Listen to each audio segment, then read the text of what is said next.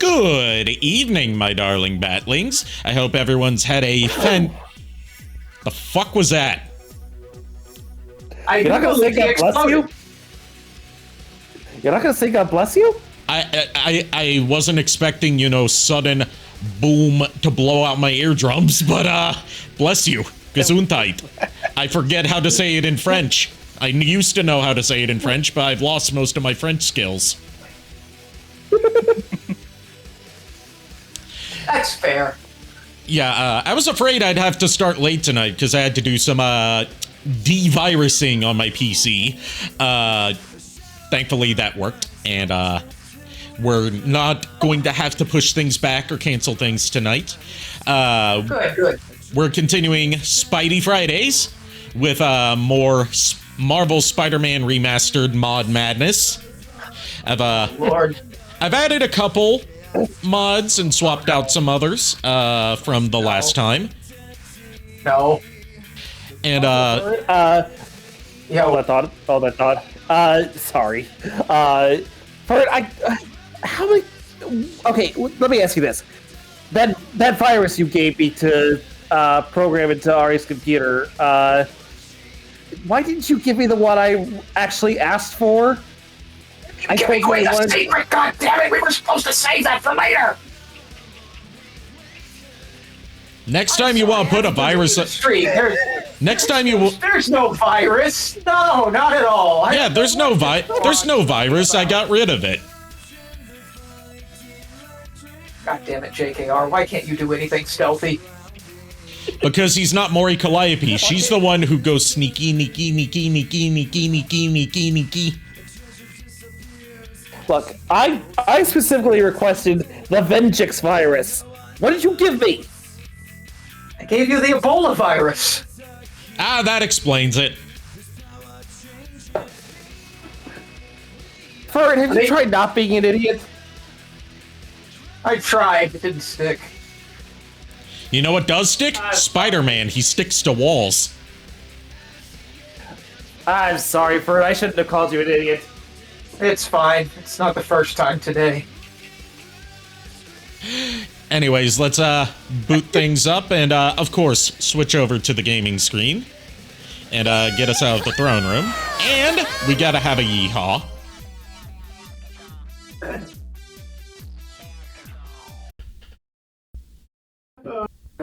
Sorry, that bit went on longer than we intended. Back to this. What the hell? That's a mod that I made myself for it. Why are we... That's awesome. Why are we the dude from... Aw, shit, here we go again.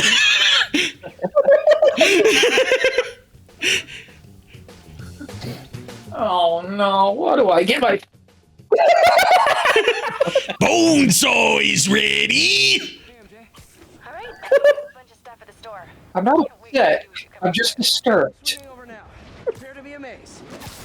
So what you're saying is, this is impressive, disturbing, it makes you uncomfortable.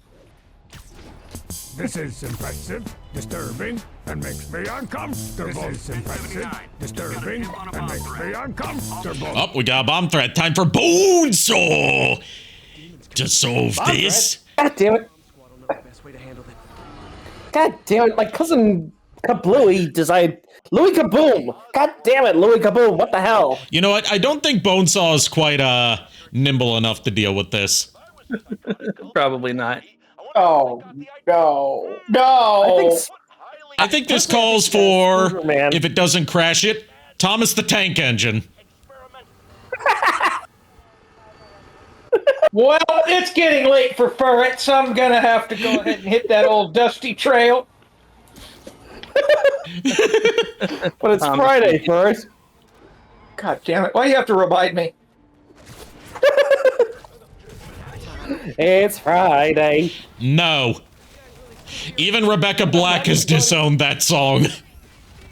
So what you're saying is she no longer gets down on Fridays. No. She has disowned that song and she has, told the story about how it got made. What the hell was the story? Yeah, Basically, her... No. Yeah, it's not a great story. It's not a great story. It's basically like parents trying to force her to live out the dreams of fame that they wanted but could never get. You know, that typical thing that happens a lot. Wasn't it also something that the pervert they chose? Or, Yeah, sorry, the guy that ran that whole like production company and also appeared as the guest rapper in that video was a creep. Jeez. Yeah. That's a no good. It does have a happy ending, though. Yeah. She is actually very successful now. Yeah, she's not like, you know, an A-list celebrity, but she's found her own niche in music. Yeah. So, good on you, Rebecca Black. Yeah. Still don't respect you, but good on you. Disabled, though. All right. She's also happily married now. Yep. She's in her 20s now. She was only 13 when Friday came out. Which is a very weird fucking thing to think about. Yeah. Yeah. That is weird. I mean, I don't know if that's any like weirder than. Hold that thought. We have to salute to the flag of Pretoria. And also Victoria. And also view the Millennium Falcon flying by in the distance. Hail, hail, Pretoria, a land I didn't make up. That's how it went. Thank you. Technically, it's not Pretoria, it was Ribonia, but, you know, close enough because Pretoria doesn't have a national anthem. Although if it did, it would probably be Surfing Bird. God. You know, I think I should start. I think I should try and figure out how to make my own. You know, found my own. Hold on, the clone troopers are coming to assist. Nope, not really.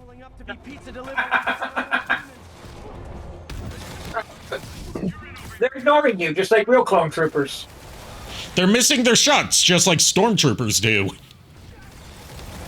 Yeah. So this mod is broken. Everyone knows Commander Cody would never miss a single shot. And maybe these could be like, wasn't it a thing where like they started taking clones from like outside of just the Jango Fett source, and that's what led to the degradation in their quality? Before just like opening up the whole trooper ranks to just anyone who applies. From what I understand, at least this is the canon. I don't know about the current canon. I just remember, like, in Star Wars Battlefront 2, the 501st were, like, the last actual, like, pure clone troop in the Stormtroopers. And they were, like, after the Camino Rebellion, they stopped using Camino for cloning and started taking in people from other sources, and they were just never as good. I see. Because I know, like, in the... That's how it was in the Legends continuity, which made more sense. Well, in canon now, they actually did, I think, in my opinion, I could be, like, unless you explain to me how I could be, you know... if you explain to me how it's bullshit, I might actually agree with you, but here's the thing. From the new canon perspective, what they did was they realized that the Jango Fett DNA was slowly degrading. They only had like 2 pure unaltered clones, and Boba was one. The other was a female clone named Omega, and since they had Omega on hand as like their last source of having pure Jango Fett DNA, because the original sample they had with, the original Jango Fett being dead, they realized like, oh, well, we can't exactly, we can't really make very good clones anymore. They're starting to degrade, more and more. Where, like every new batch is always inferior to the previous one. So when they realized when the Empire was like, we need to have new clones and everything brought in, or so Palpatine claimed. It's like they wanted. It's like they wanted. Well, actually, no. It was like I remember the Empire wanted to actually start the Stormtrooper program, and they wanted to have actual like conscripted soldiers, but they couldn't get them because like they. Like the idea was that Kamino was actually trying to prove it's like, hey, we are still we can still give you like clones and everything, and be the best of the best. But it was like the Empire was like, well, we don't need them anymore. So of course Kamino was trying to rebel on that whole thing, on that whole front, and they basically got destroyed for it. But Omega got away. So she's the so they did take a little bit from what Battlefront 2 said, which is that like Kamino basically, tried to stand up against the Galactic Empire using their own clone troopers and using their own Django source clone troopers against them. Yeah. As part of that longer explanation, of course. Right. So that is cool. In Battlefront 2, which was like a source for a lot of our like stuff from the period in between episode 3 and episode 4 for a while, on the like trooper side at least. That's where a lot of the lore for that came from. It said like after the Kamino Rebellion, the Empire realized that their troops are too easy to turn against them by just programming them to fight against them. So they started taking, conscripting troops from outside sources. And the narrator, who's just a nameless clone from the 501st Legion, says the new guy basically says like the new guys were never as good as we were. Yeah. We were a choo-choo train. Yeah, now we're Pepsi Man! Now we're no longer a choo-choo train. Fun fact, did you know that the premiere, the very first adaptation of Thomas the Tank Engine is lost media that will probably never be found? The city's turning into a war zone. Like, before the TV series that everyone knows about, decades before, in the 40s or 50s, the BBC did a live adaptation of one of the Railway Stories books, which is what Thomas the Tank Engine is adapted from, using, like, model train sets and live narration. It went so horribly that they never made a second one, and the BBC's infamous policy at the time of just wiping things after they were broadcast for the first time because they didn't think anyone would want reruns, means that it's impossible to view it, and the only records we have are from some newspaper articles at the time talking about how bad it was. When I say how bad it went, one of the trains derailed during the live broadcast, and you saw the hand of one of the set technicians reach onto the set to put it back on its rail. Oh, wow. Let's see what else. But yeah, interestingly enough, though, Furret, I think you might actually hate Disney for this idea, or at least Filoni, because like I said, Boba Fett is one of the two unaltered clones, because apparently it was like, as I say, seeing as how Filoni had absolutely nothing to do with Boba Fett and Jango Fett's relation, no, I have nothing against him for it. I don't think he was finished. You didn't let me finish. Draw off my groove. Story that they wrote. Yeah, this is what they wrote in the Bad Batch to explain. Basically the Bad Batch focuses on a batch, Clone Force 99, I believe was what they were called, and that's where Omega is being, she's actually with them right now in the story. And this is like just post Clone Wars, so like around the time the Empire actually was established. But yeah, so how like in Attack of the Clones, Boba is like the unaltered clone that Jango requested for himself. Well, apparently, Omega is his twin sister. There were 2 of them made at the same time, not just one. I mean, given how cloning works, that makes sense. And here's the funny thing. The Kaminoans, actually, for their actual, their designation for Boba Fett, before Jango actually Is it named him Alpha? Boba. Yeah, it was Alpha. Yeah, Alpha and Omega, very common usage in a lot of stuff. Yeah. Not to be confused with the mostly forgotten late 2000s movie with a surprising amount of sequels, Alpha and Omega. And they must be using multiple Oh, yeah. frequency range. That... Oh, God, that series. I've never watched a single It baffles movie me from that series, and that movie that no one gave a shit about when it came out got 8 direct-to-video sequels. Jammers emit a signal I can detect. Just need to swing through the financial district and I guess sales were high on that when they put it out. I'm guessing it could have been either like high video sales, or it could have been one of those cases where like it was a relatively low budget theatrical feature, so even if it didn't, massively dominate the box office, it still could have performed well enough to make back its budget and then some if it was made on a cheap enough scale. Yeah. Like Hoodwinked, that was a very cheaply made movie. Oh yeah. So of course it was Although able I to make actually back its enjoyed budget. Hoodwinked. Yeah, not saying Hoodwink's bad. Yeah. I'm just talking about like box office success isn't always measured in like how much money is made at the box office, like raw numbers. It's based on comparing that to your budget. jamming device. Yeah.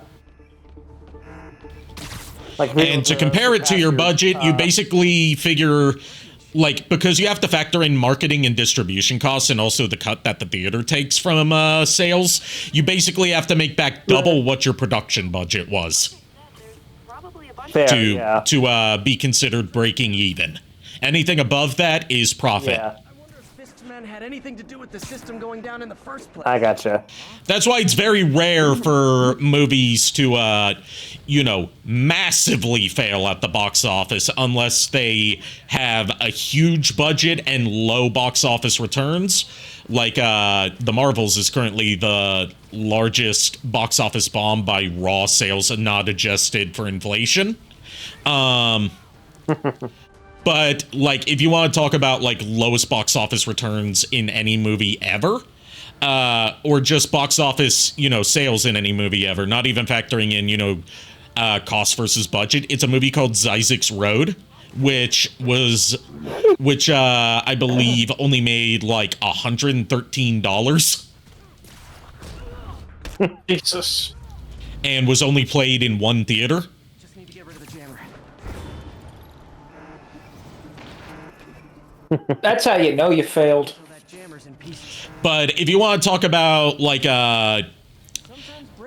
getting even like a limited multiple theater distribution and making like fucking no money, that would be the Daily Wire produced movie Terror on the Prairie, which made only, I believe, $85 at the box office. The sooner the system Jesus. Which is still not considered a financial failure because it was also released on the Daily Wire's personal streaming service at the same time. So, Question for you guys. yeah. We have an answer for you. I'm That was looking fun. up like a lot of Pokemon card stuff right now. Like I'm watching, but I'm also looking at like booster boxes. I just remembered. Did you guys pre-order your Neo Metal Sonic stuff? No, because I don't have money to pre-order stuff. I know JKR was Yeah. saying that he was And- going to get two, so that's why I wanted to ask. I was Yeah. going to. I was going to. I just didn't see it up on Amazon yet, and I refuse to go through Funko's website directly What about because they V-Rare? are horrible. Never heard of V-Rare. I use them; they're really good. They give you a pop protector as well included for like the price Oh, of you're the talking. pop. You're talking about the Neo Shadow. No, Neo Neo Metal Sonic. Yeah, Neo Metal Sonic. For some reason, you started at Pokemon cards, and I thought you were talking Pokemon cards. Oh no, I'm going to get Pokemon Oh, cards from Japan from them, but Yeah, so I kind of was going to be saying, no, I don't collect Pokemon cards. I don't collect only Pokemon look now- cards. I'm not a nerd. I collect Transformers. The only reason I'm getting Pokemon now is because of that Charizard. Yeah, he got a massive deal on that Charizard. Nice. He got if you didn't hear his story, he got a base set Japanese Charizard that's probably in like grade 10 condition for $50. Nice. When in that condition, it goes for like, if it does get a grade 10, it goes for over 1,000. Shows it's nothing good. Gotta find out what he's done. I got a Dark Charizard too for like 50 Yeah, bucks. the Team Rocket Charizard. Speaking of Pokemon, we still got that Pikachu infestation. Yeah. But And, no, Sorry. Go I ahead. have not gotten a chance to order a Neo Shadow Sonic. I don't know that I'm going to, but I'm definitely going to get Blaze and SBO. Well, there's a link for JKR to the Neo Metal Sonic. It's the same price as it normally is, but it comes with a free pop protector included. Remember, always use protection when popping. Now, man, that's I all- use them. Yeah. Okay, yeah, I will definitely look at this when I have a chance to. Because I also saw Omega was on here too, so I was like, okay, yeah. I call dibs. Omega's definitely. I meant to say that when you were rambling about Omega earlier. I meant to interject with I call dibs, but I was like, no, I actually want to hear this because I'm not caught up on my current Star Wars canon because I haven't watched. Yeah. Because I don't have Disney Plus. Right. Neither do I.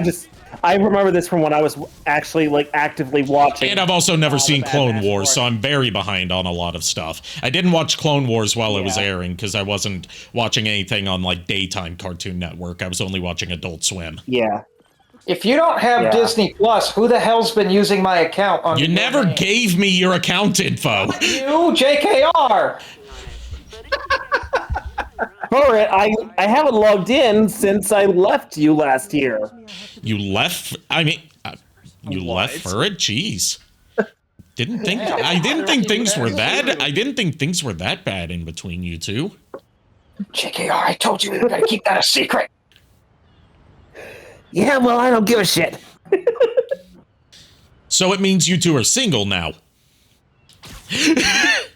Technically, I've been single for almost 10 years. Same here, buddy. Well, no, not almost 10 years, but I could go into other Closer to stuff. 5. I've been single. Yeah, for I'd say 5. I've been single for at least 5 or 6 years. Yeah. It's been like I want to say I'm bad at keeping track of time. I want to say 2 years for me, but like all of them in that time have been online, like long distance relationships. So like in terms of like in-person contact, it hasn't been since 2015. Yeah.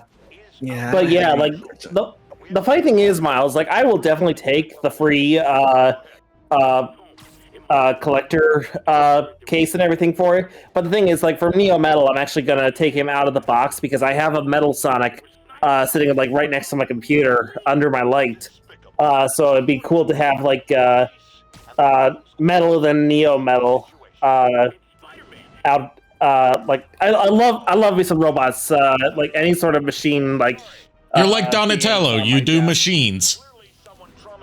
I don't do machines, but I collect machines. Gosh, man, I didn't know you did machines. I said I didn't. I am not like Donatello in that regard. I just collect them. You're not a robosexual. You just make some exceptions. Just like I'm not a furry. I just make some exceptions. Precisely. Be That fair, I there would are- agree with, actually. To be fair, there are some machines I would do. I mean, any Mega Man gives us more than enough. Not which Mega Man franchise? Yes. Technically not counting Battle Network, because those are not robots. Those are programs. Yeah. But still, like, roll.exe. Although, well, technically, now that I think about it, Mega Man Battle Network 6, which is the only Battle Network I've played to completion, does introduce the concept of putting the NetNavis into robot bodies to let them interact with real people. And that opens up a whole new can of worms that people haven't explored yet. Yeah. I was gonna definitely. say like Call from Alien Resurrection. I was about to say, are you talking about Call from Mighty Number 9? You'd better fucking not. She's not a character. She has no personality, and that's her personality. I literally have never played a single second of Mighty Hero 9 to know what you're talking about. She's the, you know, Mighty Number 9 is like a, we have Mega Man at home. And Sure. the main guy from Mighty Number 9 is supposed to be that, you know, the Mega Man at home. Call is the we have Roll at home. And her whole gimmick in that game is that she has no defined personality and just speaks completely monotone and has like no thoughts or feelings of her own. And you would think they would like go into that for some potential story exploration, but no, they don't explore anything interesting in Mighty Number 9. There was also Hey, the female. Hey, Firo. They were all. It's because they were saving that for the sequel that's never going to get made. There was also the female Decepticon in Bumblebee. Yeah, Shatter. Shatter. Who I'd apparently shatter. is inspired by I'd shatter her chassis. Chassis. yeah. Thank you for the raid, Source Speed. Hello. Welcome to the raider that you sent to me. Any amount of raiders is greatly appreciated. Glad to have you here. What a time to raid someone when they're saying I'd shatter her chassis. People always raid at the best times. What do you want? Like, what are you like walking into? No idea. Meanwhile, Pepsi Man is swinging around the city. Here, Exactly. Yeah, right. you are not gonna. Oh my god! So you know that address you gave me? Yeah, oh my god! Stan Lee, what'd they do to you? Listen, I'm sorry, man. I know he's, you know, decomposed a bit, but I didn't think it was that bad. Firearms. What is that? So anyway, welcome to the stream. That office. Side connects this to Lee. But here's the thing, Firo. I didn't walk in on anything. Not this time. No, that was the raider that walked in on something. Source Speed, yes, thank you for the raid. How was your stream? Can someone put in the shout out command for me? I'm in the middle of going sneaky. Office. Honest. I'd be terrified to know what mods they'd come up with for MJ.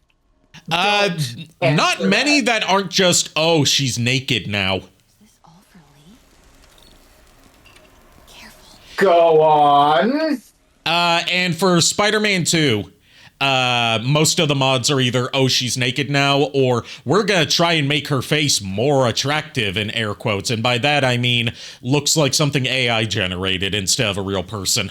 My stream went well. I shared my experiences with the convention in VR chat day 2. Ooh, have fun! How fun, and, you know, have fun with the convention. I haven't been to conventions in a while. I'm planning on trying to go to Anime Central next year if I can scrounge up the cash ahead of time so I can, like, you know, plan a good year in advance. Right. I need to get back into VR chat. Part of it is that I need to import my updated models into it. And, you know, import my Maxine model into it. I only have my old Arikado model in there, and it's woefully out of date. I also need to, you know, do some optimizing on it. So it's Quest compatible for the Quest users out there. Because otherwise, I believe it won't show up when people are on the Quest version. And when you say old model, are you talking about like the original? No, not the original. Just mean like it. I've done some tweaks to it since then. Like some of the textures are out of date. I see. Because I was curious. I was like, I thought if like there was somehow you still had access to the. Oh, no. The whole reason that I remade the Arikado model and incorporated the cyborg stuff into the lore is because I lost my original model. Yeah. I was just thinking, it's like, how the hell were you able to like not be able to get that off of there? Okay, I see what's causing problems in terms of like getting detected. I'm stepping on glass. You shouldn't step on glass. It's bad for your feet. Well, I mean, if you're wearing shoes, it's not a big deal. Depends on the shoes. It also makes a lot of noise. I mean, that's true. Pick up more beer after our last run? And you know, when you're trying to be sneaky, making a lot of noise kind of goes against that idea. Yeah. Okay, I gotta approach this better now. The stealth sections are something I haven't played in a long time. I've been playing a lot of Marvel Spider-Man 2 lately on PS5 and trying out a repack of the PC version, which may have given me the viruses that I had to remove. Metal Gear and Spider-Man. I did have a Solid Snake model in here one time. What is this? And yeah, the sections where he plays Mary Jane and Miles in the first Marvel Spider-Man game are stealth sections. Yeah. But yeah, I've got like a variety of, alterations to Spider-Man's suit, as well as some custom model imports that people have made. I have my own mod that I made, which changes the startup when, instead of showing the company logos, it shows a video that I inserted. And a few that change environmental stuff, like we've got a Pikachu infestation, and there's a lot of Garfields in the park. What's in these? And changing the pigeons to flying pizza slices. Because, that's about as New York as you can get. Honestly, I don't even know why you're calling it a mod when it's obviously what really happens inside New York. Yeah, I actually got a comment on the mod that I made when I uploaded it to Mod Nexus. It doesn't have many downloads because, it's a very niche thing, but the one comment it got said it was essential for the perfect Spider-Man experience. Nice. Good job, Ari. You're a modder now. Yep. It helps that there's some good mod tools for the Spider-Man games. We could get even more New York if only adding Yankee caps.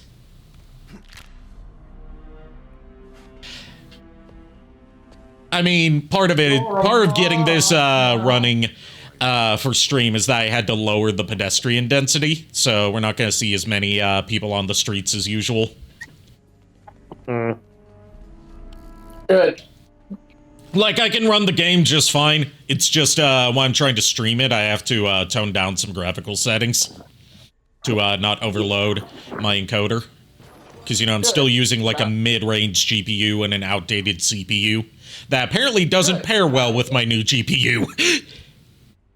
Good. Lousy pedestrians always get in the way of my Spider-Man. Yeah, and I also lowered the traffic density, which means, hey, the streets aren't going to be as crowded. Which means, not exactly the intended New York experience, but the better New York experience. Why does he need an armor? Yeah, right. The one you only see in movies. Yeah. Here we go. GP. Furret, have you ever actually been to New York? I'm just curious. Several times, actually. Oh, okay, cool. Also, let's talk about the villain choices that they went with for just the first game, at the very least. Tombstone's an Oh God, he's back. He threw off my groove again. I was going to say Tombstone's an interesting choice to have for villain representation in this game. They went with a lot of like B and C list villains instead of blowing all the A listers on one game. Smells amazing. The chicken. True. Even as far as our Sinister Six goes, they've got Mr. Negative as part of it, and this was the biggest exposure that Mr. Negative had to that point. I can't believe they evacuated the entire building. I know I need Yeah. Now, supposedly, he's going to be one of the villains of the next movie. I hope so. I would love to see how they do it. We've got Mr. Negative, we've got Tombstone. The DLC revolves around Hammerhead. Yeah, but Yep. why? I don't know yet. I swear this And this to this- basically looks. His breath. Sorry. Whatever that is. Oh God, the dentures are coming out of his nose. Stan Lee lost his dentures again. He just doesn't know that they're stuck to the wrong part of his face. Yes. I was gonna say that this mod makes it look like Peter is wearing poor Stan Lee's skin as a. No. It looks like Hammerhead is wearing Stan Lee's skin. Look at that forehead. Perfectly flat. Yeah, I can see. Perfect 90-degree angle forehead. Yup. Whose bright idea was this? I mean, it's just supposed to replace the damaged classic suit, which I guess counts as him with his mask off. Sorry to cook and run. Okay, this is a bit. Did you just leave your clothes on the kitchen floor? Yes. No, I just left an old man's skin on the floor. Don't worry But about if it. by clothes you mean some flesh that I stole, then yes. The couch is fine. I didn't I didn't go grave robbing. I stole it from before he was put in the grave, obviously. I forgot what I was going to say earlier.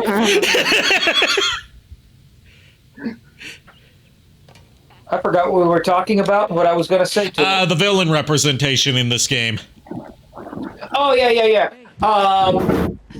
Also, to this day, we don't actually have Green Goblin in these games yet. Yeah, it looks like they're setting up Green Goblin in the third game.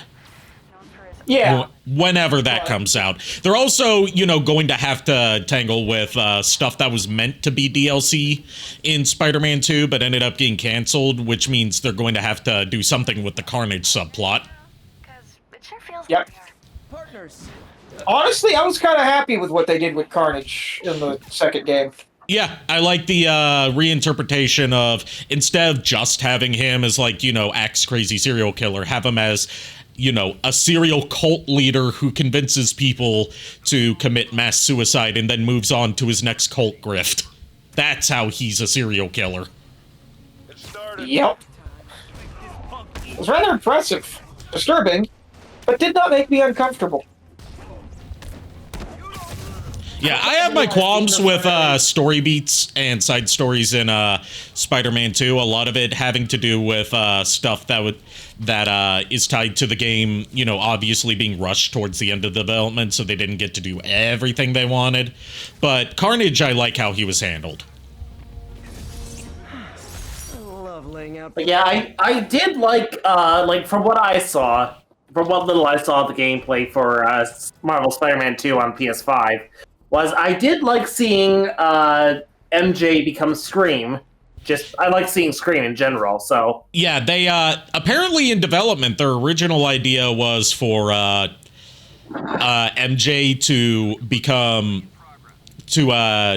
like a She-Venom, for a bit, but they decided, She-Venom has been overdone, let's do Scream. Yeah, Scream barely gets any recognition. Ironically, in the comics, she is She-Venom now. Yep.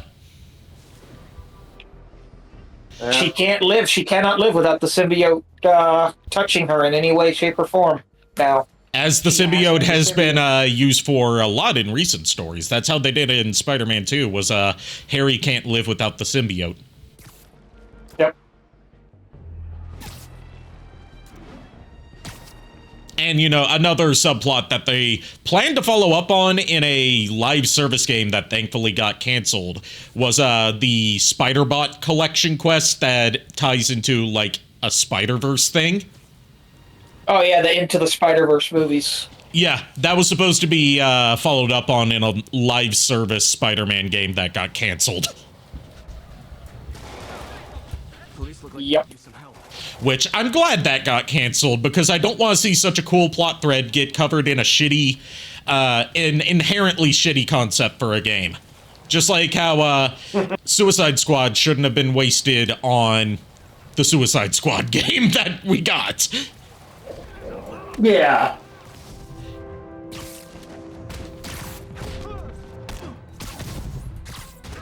Remember, kids, live service is no fun for anyone.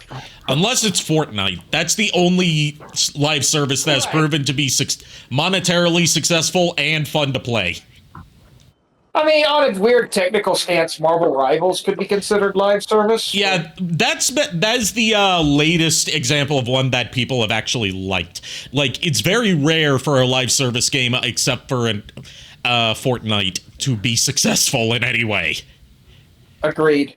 Like, you want to know a perfect example of a live service game that a company was banking on being their new moneymaker but flopped spectacularly? And you want to know how you can tell that flopped spectacularly? Absolutely. Ubisoft Skull and Bones is now included free with PlayStation Plus.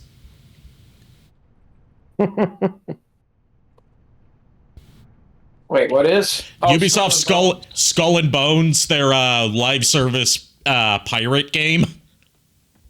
Yep. Yeah. Yeah, that's now on PlayStation Plus as a free game. Not like a monthly free game, just included as part of the subscription. Yep. You know, So spectacularly. the first quadruple A game as they were hyping it up. God. The one that took a decade to develop and required them to get a loan from a grant from the Singaporean government that required it to actually be finished and not be canceled. Okay, sit tight. Yep. The weird...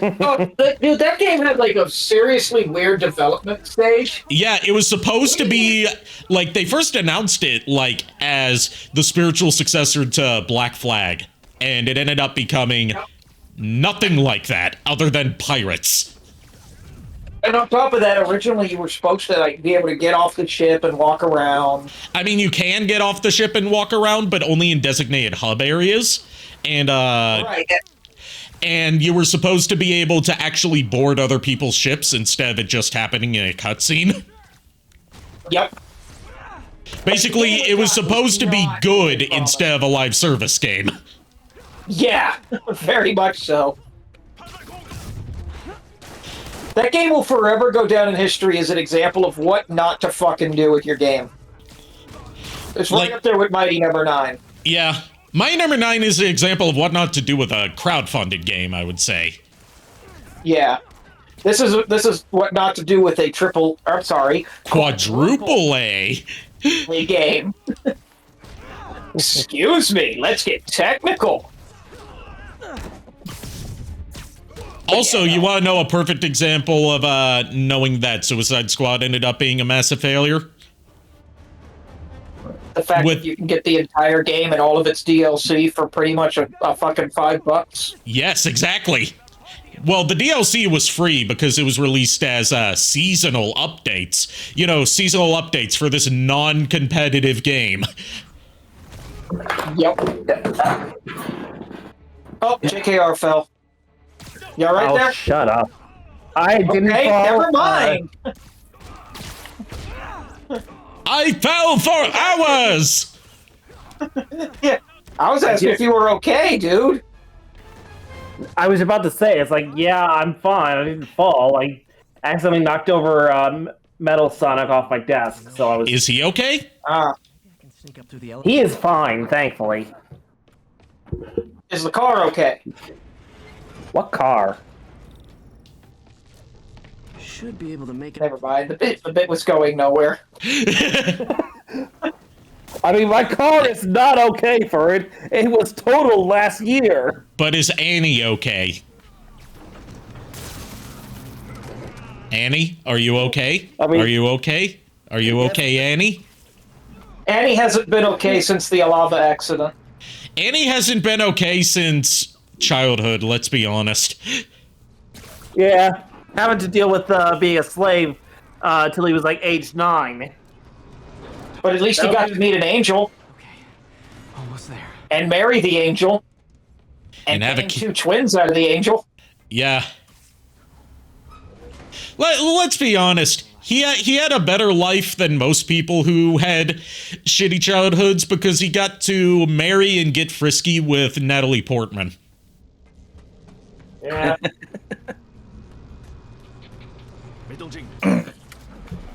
To be fair, that's awesome. Yeah. I mean, who doesn't love Natalie Portman? At least Natalie Portman back then. I haven't really seen her in much lately. She's mostly in, like, art films now. She's kind of left mainstream Hollywood in favor of, like, you know, more experimental stuff. Nice. I'm invisible again.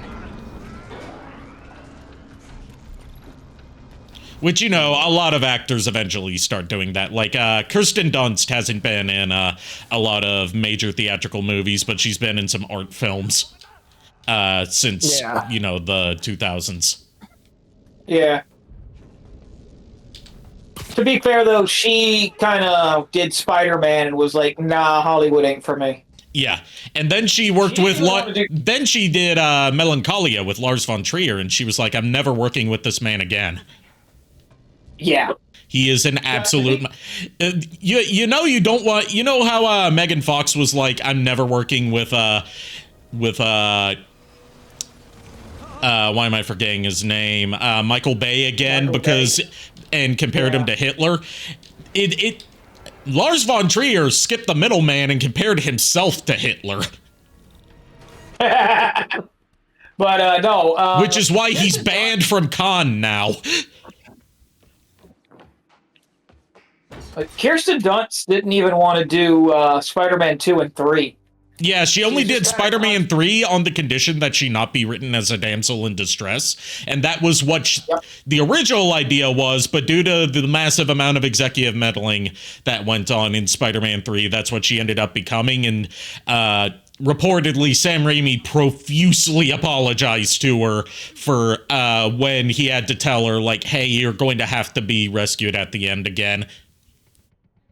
Yeah. She was originally scripted to appear in No Way Home, but they wrote her part out because she said, abso-fucking-lutely not, I don't want to do this. I don't blame her. But supposedly there was going to be like an in-credits thing where we would see the fates of the other 2 Spider-Men. Yeah. And hers was going to, she was going to show up in that and basically be, like the mother of that Peter Parker's child. Like him and that Mary Jane married and had I can't remember the kid's name from the comics. Mayday. Mayday, yeah. Hey Kier, yep, Pepsi Man. I got a suit mod that we gotta show to Kier since he likes this particular series, and he'll get the joke. The fucked up one. Go ahead and show him the thing while I'm talking. And feel free to hop in if you feel up to it, Kier. I miss talking to you. But no pressure. But oh shit, here we go again. Oh god. But Andrew Garfield's was supposed to be like a huge reveal that yes, he was in the same universe as the Venom movies.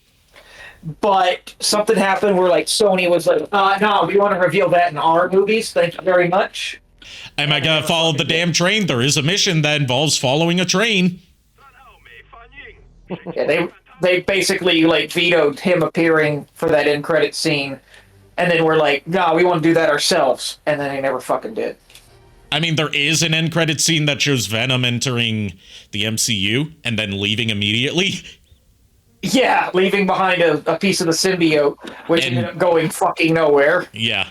But you want to see my favorite thing about the CJ mod? Hell yeah. I would hop in by unpacking things up, staging the stuff just in case. I get you. I still would like to talk to you sometime. Because we haven't talked one-on-one outside, streamer to chat member in a while. But you want to see my favorite thing about the CJ mod? His model breaks whenever you zip. Oh, it didn't break this time. I guess updating my graphics drivers accidentally fixed it. Before, his model would, like, corrupt massively whenever I did the zip move. But, yeah, Kier, I did package up that Starscream for you. I just had to print the mailing label and get it, fully packed and ready to go for tomorrow because I've already scheduled mail carrier to pick it up tomorrow. Also, Kier, I'm selling some of my games that I no longer have the desire or the way to play, and I'm giving first dibs to friends of mine if they are at all interested in any of the games that I'm selling, and I'm giving them discounted prices because I can trust you guys to not just flip them. Of course. So I want. There's some games that we can I want to see if we can negotiate some prices for.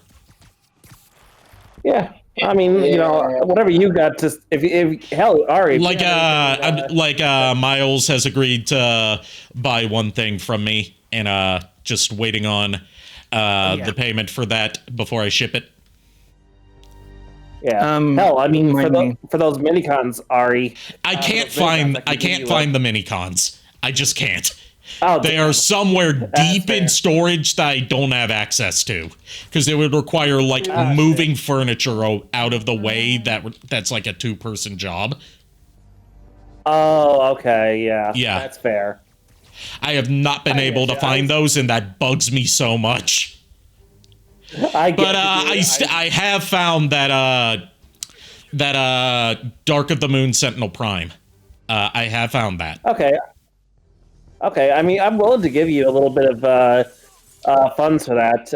Okay. Whatever we can agree on, I'm fine with. Yeah.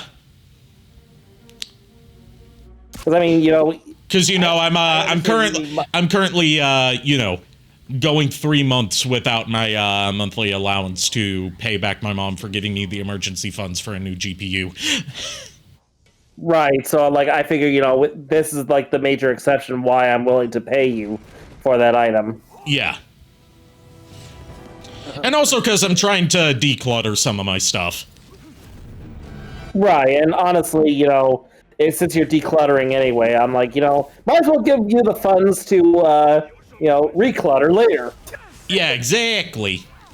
But I know one thing that I'm trying to get rid of that has some decent value to it, but I'm willing to haggle on a price for, is my physical copy of Sonic Adventure 2 for Dreamcast. It's not in complete condition. This is more directed towards Kier because I know he's into that. Let me guess. I don't have the case for it because it didn't come with the case, but it has the disc and that's in good condition and it works. Let's try this again. It's just my Dreamcast. I swapped out my disc drive for a SD card reader, so I don't have a way to play discs. I could also, send you the spare disc drive that I have for a Dreamcast to see if that gets yours up and running. About Devil's Breath? And I have a spare power supply that you could try out. I don't even know what it is. Mr. Osborn's been pouring money into it for years, but he keeps the whole project. But yeah, I'm looking to sell some games. I'm looking to sell some transformographizers. Cars that trick your eyes. Whenever you get a chance, Ari, just list what you got, and I will definitely... Yeah, I'll have to look through everything to see, what I'm willing to part with, or / what I need to part with. Right, I get you. And I'll need to look up, going prices for them, and then we can haggle from there.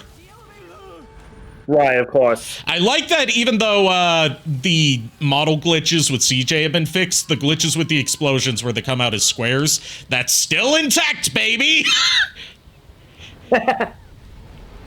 Yeah. Almost got him! Try to fall slower! Trying to fall slower. Have you tried not falling? Yeah, that's the most important. Have you tried not being in danger? I think so. Good. As That's kind of perfect when you said he tried not being in danger. He just said straight up, I think so. Perfect timing. Hey, Yuri. You okay?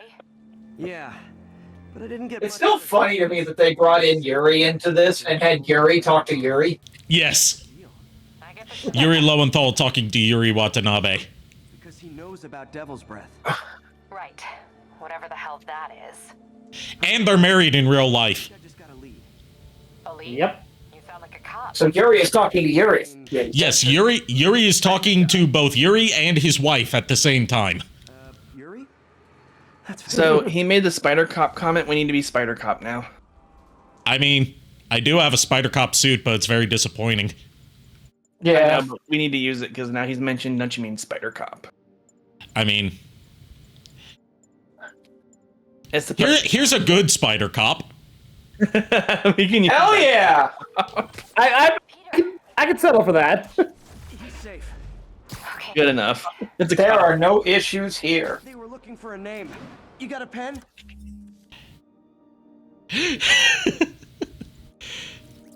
I love the fuckery we get into whenever I get mods involved.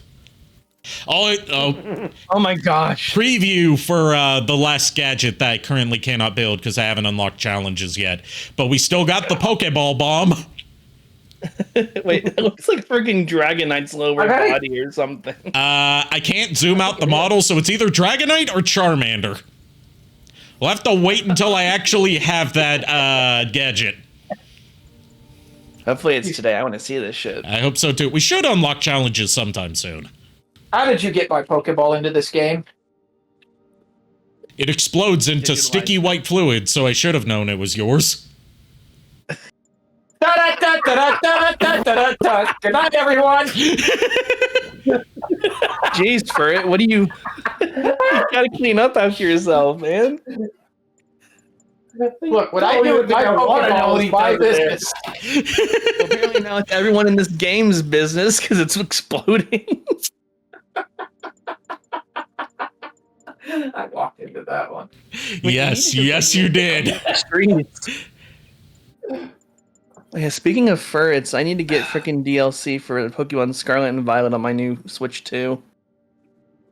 Yeah. Yes, we know you have a Switch 2 now. Good Because for I want you. to, because I want to get a Furret and just use it in the main game. You also have to make sure that you practice taking a frog off your Switch too. And before I forget, Oh, I've It's a already been very doing that important the whole thing. You time. don't want your new $450 plaything to croak on you. Yeah, I've already practiced it. Yes, make sure you get that frog off of there, okay? Oh, I already did. Okay, good. I have to wait for my Switch to come. I still have to wait for my Switch 2 to come in so that I can get the frog off of mine. Speaking of frogs, would you guys... I bet JKR and Furret in particular would be happy to hear what statistically is my most disliked stream VOD on YouTube so far. I'm curious, what is it anyway? Frog fractions. That's your most disliked? Yes. People didn't like that? In that the dislikes massively outweigh the likes. And I'm proud of it. Not surprised. I'm proud of it. That's hilarious. Yeah, apparently people did not like getting educated about fractions using frogs. Gee. I'm sure that in particular is the reason. No other reason whatsoever why anyone could possibly not like that game. sorry to call so late. With ideas. We've been So, thinking to I just googled base set Charizards that are PSA 9s, what we can Yeah. and they're going for about $1,000 as a 9 alone Yeah. something better. for Japanese. So if mine's not a 10, it's at least a 9. So far beyond it. So, Hey, you know what they say. The more the merrier. well, you guys didn't hear this You know story. what they say, the more the merrier. I need to tell you guys the story about what You happened. know what they say, the more the merrier. Is this is this a story all about how your life got turned upside down and you'd like to take a minute, just sit right there, you'll tell us how it became the prince of a town called Bel Air? I mean, I'm not a princess. Nightwing, hello. Welcome to the stream. We're just currently swinging around New York trying to find some activities to do. Oh, we got a challenge. We can start doing challenges. But Miles, go ahead, tell your story. Listen to this stupid story. So, this guy from a pizza place down the road from the GameStop I was at, they were doing like this game setup where they had like a game trailer where people can play games all night while they were waiting for the midnight release. So they were doing orders, like it was like Uncle Mattio's is a place is what it's called, and they were going around and like taking orders. And this guy, like I guess he's been in there before. He brought his whole Pokemon binder of vintage cards. So he had like Fossil, Jungle. He had base set 2, everything. Way to lose your Pokemon cards. Continue. So this guy, he's a scalper. I could tell instantly because he was talking about reselling cards. He was pulling everything out of that binder left and right, saying, I want this, I want this, I want this, I want this, and like grabbing everything. And I was like, I saw the Charizard and I'm like, I want the Charizard. So I snagged it off of him. I debated him because he was like, no, I pulled it out first. I want that. I said, dude, you bought probably $400 of the cards. Do you really want a card that's not going to get you anything? And he's like, well, never mind. Now I don't. And I grabbed the other Charizard beforehand. The one that's actually worth the most. Yeah, the base set Japanese Charizard and the Japanese Team Rocket Charizard. So I was fighting this guy because he was like, I'm so pissed off. I hate you. How dare you scalp these cards? I'm gonna scalp them. Well, ethically. I'm gonna scalp them ethically. Well, if they grade pretty well, I'm gonna keep them. I genuinely think I'm gonna keep them for a collection, a Charizard graded collection. Do it. I mean, how often do you see an original base set Charizard? Like, I mean, you see them a lot. You just don't see them in your collection very often. In that good of condition, like all the. I mean, I can Google a picture of one, and then I can say I've seen it. That's true. But I mean, like, I showed it to everyone that was asking about it because I was in line waiting for the Pokemon Destined Rivals drop today. Wow, you're playing with mods? Yes, that's why the stream said I'm playing with mods. But I'm sorry, that came off as mean. I just have a very sarcastic sense of humor, and I have trouble. I have trouble controlling my my smart-ass remarks. I've known Ari for like 30 plus years at this point. Like 30, like what? 32 years. Yeah, and ever since I've known Ari, like even as kids, there's been a little bit of a sarcastic attitude. To be fair, that's why we all get along so well. Yes, yeah, true. We're all varying degrees of smartass. Yeah, but so the story keeps on going from here. So I show it to some other collectors, and they're looking at it. They all grade their cards, and they're like, dude, that Charizard's minty, like brand spanking new almost is what it looked like. I'm like, oh, well. What mod am I utilizing? Because it looks like someone from Raccoon City. This one is Leon from Resident Evil 2 Remake. Did you lick the card? No, I didn't lick the card for it. Well, then how did you know it was minty? Did it smell minty? Apparently. And then they were like, should get this thing graded. It's at least a 9. I'm like, okay, let me just do it then. So I think you should went ahead and did it. Oh, and you know what the best part is, though? The scalper came in earlier to that GameStop that day and complained to the employees for an hour about how I got the Charizard before him. How dare he get what I was planning on reselling? This is your fault, not, my fault for openly talking in public right next to the guy about how I was totally going to scalp these. And then he bought this Machamp from the base set trial deck that came out years ago. And it was still sealed in like a little wrapper almost. And he was like, oh, well, this other guy was debating it for an hour on if he wanted it or not. Find out later that it's a shadowless variant, which means it's worth at least $500. Damn. And a scalper got it. Yeah, the scalper makes me mad. That's all I'm going to say. Scalpers make me mad in general. Yeah. Remember, if you're scalping nerd stuff, that just makes you scum. What you should be scalping is actually no, I can't go any further with that joke. It's too gruesome. No, you're not going to If that you're a territory. scalper and you're watching this video right now, thank you for the views. Shame on you. Shame on you, but continue to watch because that boosts me that boosts my presence with the Elder God algorithm.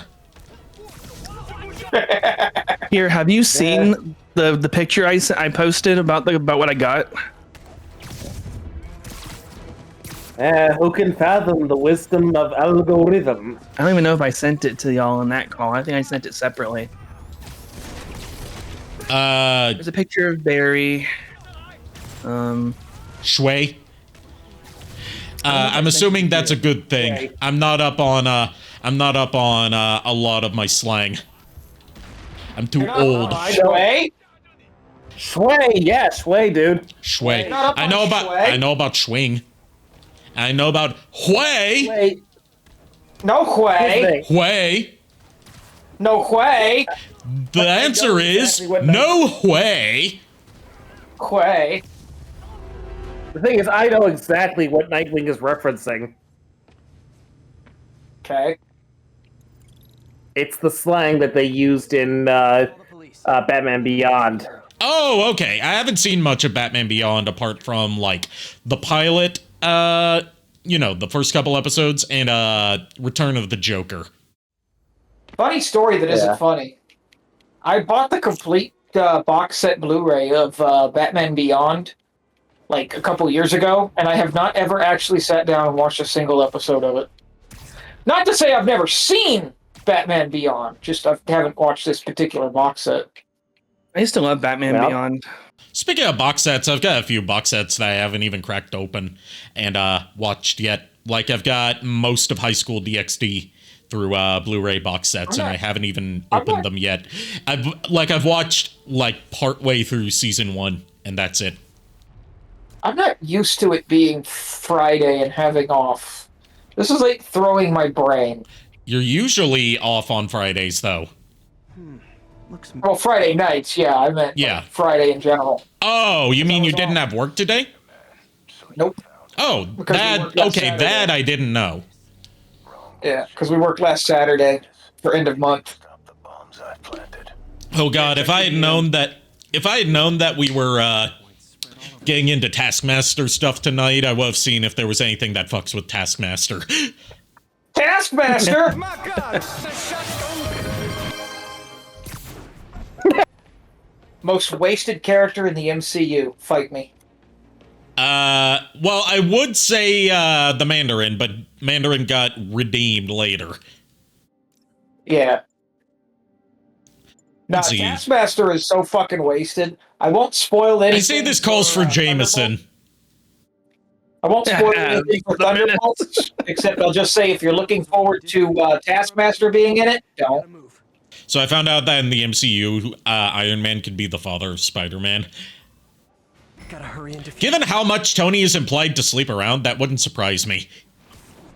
My understanding is originally they planned on that being a plot point, but they just never got to it. Yeah, a lot of things were planned as plot points, but ended up never going anywhere.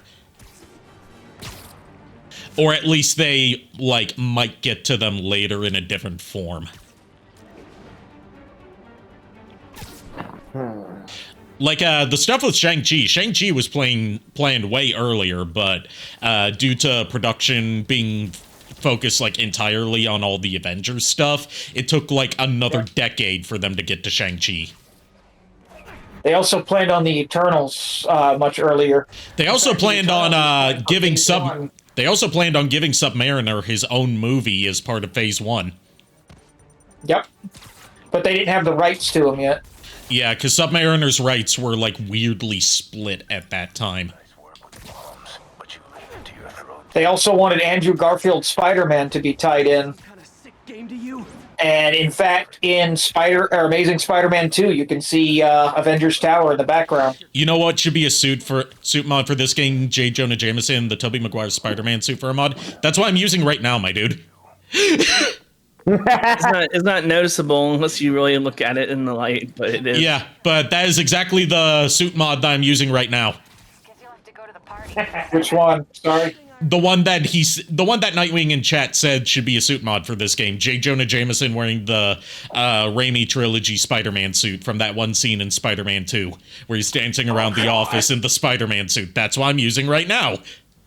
The deleted scene that ended up becoming a regular scene. Yeah, the deleted scene that ended up becoming a regular scene in the TV broadcasts and in later home video edits of the movie. Yep. If Vulture is in the game, Legend of Dragoon mods. Sadly, there's not much for Vulture because he barely appears in this game. Yeah, there is one for Electro that makes him look more like his the Amazing Spider-Man 2 counterpart. Okay, so completely like what's the word? Unrelated? Like, different opinion. No, like difference of opinion here. Hot take? Hot take. Yes, thank you. Thank you with your hip new child lingo, dude, fellow child. How do you do, fellow kids? Yes. It just shows Furret's age. They can't have a fucking hot take. Hot take here. I actually very thoroughly enjoyed how Electro was done in Amazing Spider-Man 2. Yeah, I think it was fine. It's just he suffers from being in a movie that has too many villains and therefore not enough focus on any single one of them. Yeah, exactly. But I loved him in that movie. I liked how they did it. I like how they tried to like rewrite him a little bit in No Way Home, but I still preferred his original version. Yeah. Amazing Spider-Man 2. Yeah, like, part of it is that Electro is kind of an odd choice to have as a main villain for a movie because he's never really, a main villain in most stuff he's in. He's more so just like a petty criminal. Yeah. Apart from Spider-Man 2, enter Electro for the PS1. Right. I love that they gave him his stutter, though, because that was, like, something that, like, even the original animated cartoon never gave him his stutter. Like he was supposed to have. Yeah. There's barely any mods for the second game for right now because that game crashes when you install mods. It's also the fact that the second game's PC port launched in a disastrous state, and the company that's in charge of the port, Nick says, has been, like, all hands on deck trying to iron out the many, many bugs and performance issues in that port, which is why there's not much of a modding scene for it. People want it to be playable first before they try to make it wacky. Like, the game came out in January, and as of last month, it's had 10 patches.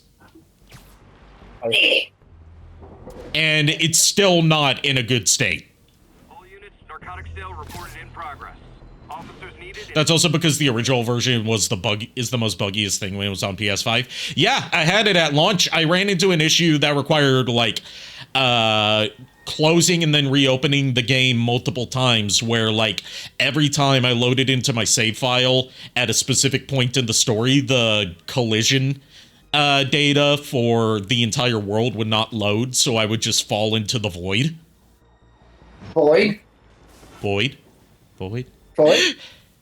But yeah, the PC port's, like, very bad right now, and I would advise waiting until either it's officially fixed or until fans manage to fix it before dropping $60, $70 if you want the deluxe edition on that game on PC. Yeah. It's also, like, incredibly demanding for, like, by modern game standards for, like, even if you have the recommended hardware that they say, like, oh, you need at least this to run the game, it still runs like month-old butt. You said butt. Like, I tried out, a unofficial version of it for the past week, and I was getting, like, sub 30 frames per second frame rates, and I don't know if that was because of how buggy the port is or if it's because of all the crypto miners that it installed. It's probably a middle ground. Is there a mod for this that makes Mr. Negative positive? No. Good question. Worst mod ever. I mean, if you made a positive version of Mr. Negative, that would just be Martin Lee, and he's already in this game. I mean, that is a good point. But like, he could be so positive that he's like encouraging you.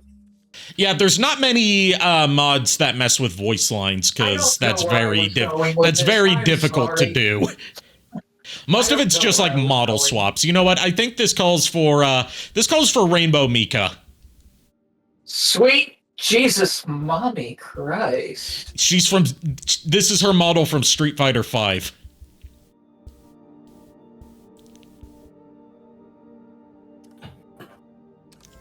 And from experience, you do from experience you don't want to use this mod in any sequence that involves crawling through vents because her ass takes up the whole screen. So what you're saying is you must immediately find a vent to crawl through. Gotcha. Yes.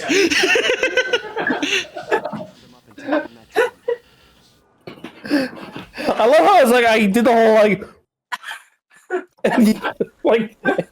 Furret started laughing as a delayed reaction. Furret was dying. Like I was like, oh shit, Furret, damn, bro. Adding to the shirt. Rainbow, I mean, she's if you want an explanation for her costume other than it's Street Fighter, of course she has to be sexy. She is a pro wrestler.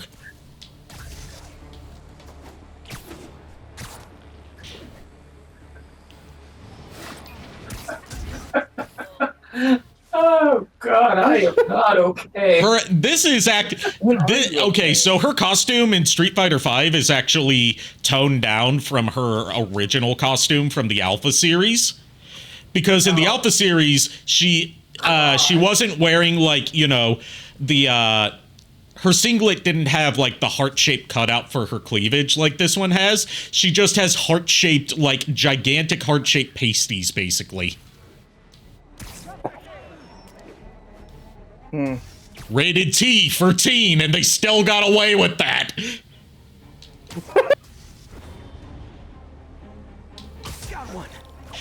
But they couldn't get away. They had to tone down a lot of stuff with Rainbow Mika in particular in Street Fighter V, just so they could get away with, you know, having her being shown on like televised esports coverage, which is why like pre-release they edited one of her supers that had her like smacking her ass as a taunt.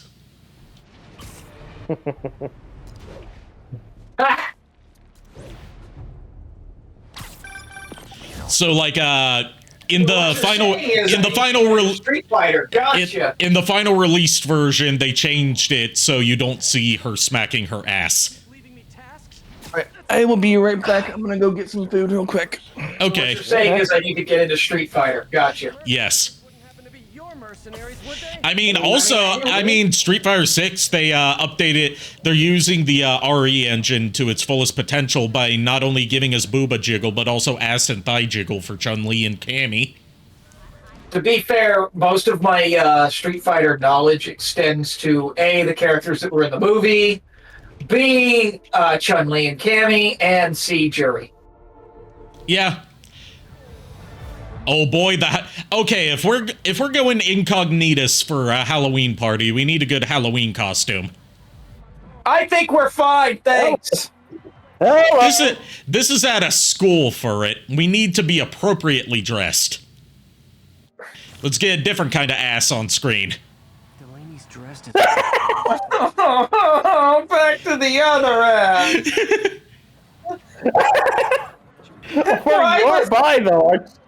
Why are you doing this to me? I mean, look, his tongue's got physics.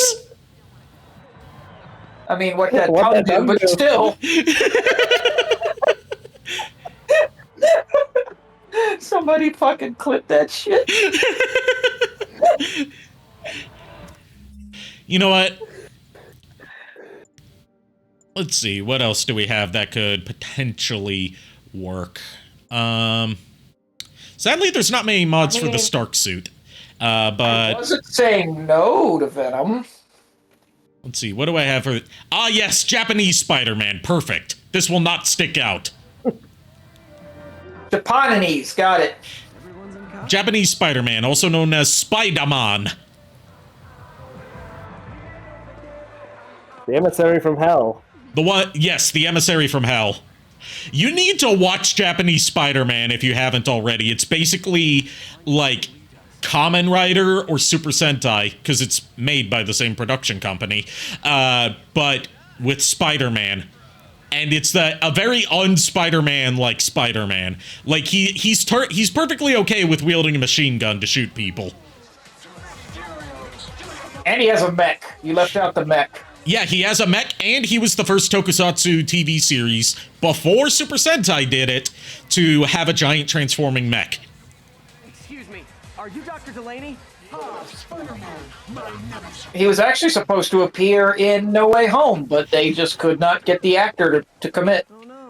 Yeah, partly because, you know, he's a lot older now. This show's from the 70s. Yeah, but still. And also, you know, sorting out the split rights issues between Marvel and Toei. Right.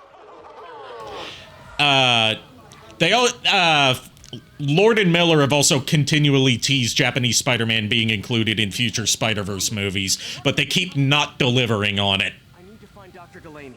He's out in the party somewhere. Maybe, I mean, there is always a chance of Spider-Verse doing it. Yeah.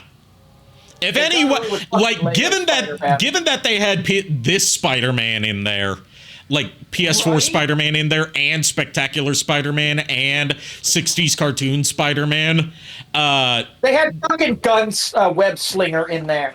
yeah, if any Spider-Man adaptation is going to have Spider-Man in it outside of the comics, it would definitely be the Spider-Verse movies.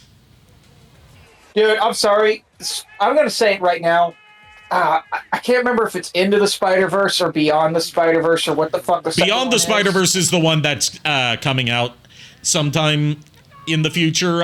Into the Spider-Verse is the first one. Across the Spider-Verse is the second. Okay, yeah, Across the Spider-Verse. I'm going to say Across the Spider-Verse is probably the greatest fucking Spider-Man movie we've ever gotten. Agreed. Previously, that record was held by Into the Spider-Verse, and they managed to one-up it in every way. Yep. Live action Spider-Man 2. The original with Tobey Maguire. Hands down. Yeah. In Across Spider-Verse, Japanese Spider-Man is in the movie for a brief second, but you have to pause the movie. Huh. I'll have to look for that. The fact they brought in Spider-Cat and he almost kicked Miles' ass. Okay, but have you played Spider-Man Miles Morales? Yes. Then you know about the cat suit. Yes, I know about the cat suit. That's bought the cat suit at GameStop. The cat suit is the best thing. Hey, thanks for the resub, Mega Man Burger. 34 months in a row. Impressive. Cat what? It's a suit that you get in the post game for Spider-Man Miles Morales, and that game is on PS4, so you don't need a PS5 to play it. Where you get a suit that has a cat named Spider-Man, owned by the local bodega owner, in your backpack, and he's got a little Spider-Man mask on, and he assists you in the finishing moves. So you wear a backpack that's got this adorable, surprisingly high-detailed kitty in your backpack, staying in the backpack while you swing around, occasionally poking his head out and, like, pawing at stuff.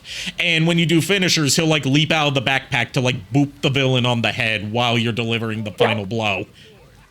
Yep. It's so fucking cute. And it's in Spider-Man 2 as well. Hey, who? What? Yep. What are you? Come on. Hey, wait! Kick his ass, Spider-Man!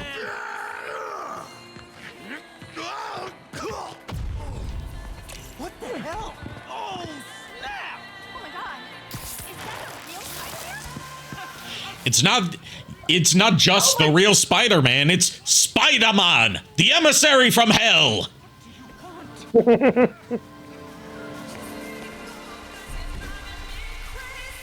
One of my favorite shots in Japanese Spider-Man from what I've seen is when, like, he does, like, his dramatic reveal and he's on a bridge, and they tried to do, like, you know, the whole rotate the camera around him from multiple angles for dramatic effect, but they didn't have space for it because they're on a real bridge, so they just, like, cut to him rotating in place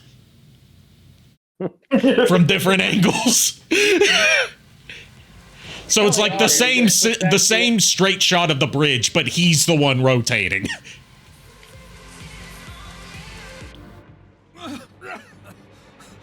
Go ahead, JKR. Just tell me what So Ari, are you going to switch back to Rainbow Mika? If this mission has vent crawling in it, I'll do it to satisfy your horny desires. I mean, What? Here's the thing. No, not at all. That's not. Why would you? Why? Because I've known you for a decade, Furret.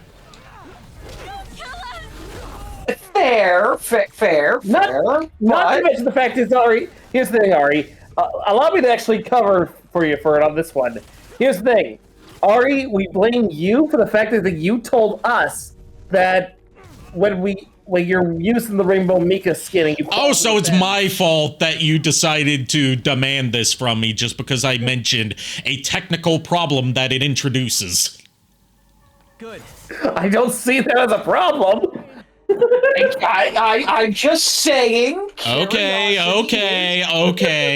Since I'm being peer pressured into this and I can't fight back. You can fight back. I'm on your side on this. Sure. You do what you want to do. I am one who does like to service the fans. You could call it fan service. It's shiny too. God. Yeah, I don't know why some of the mods in this game come out shiny. I did not ask if the others did.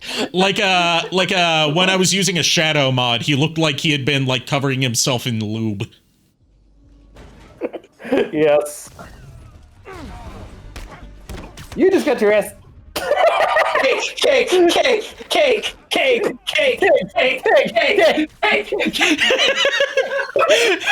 We'll do this.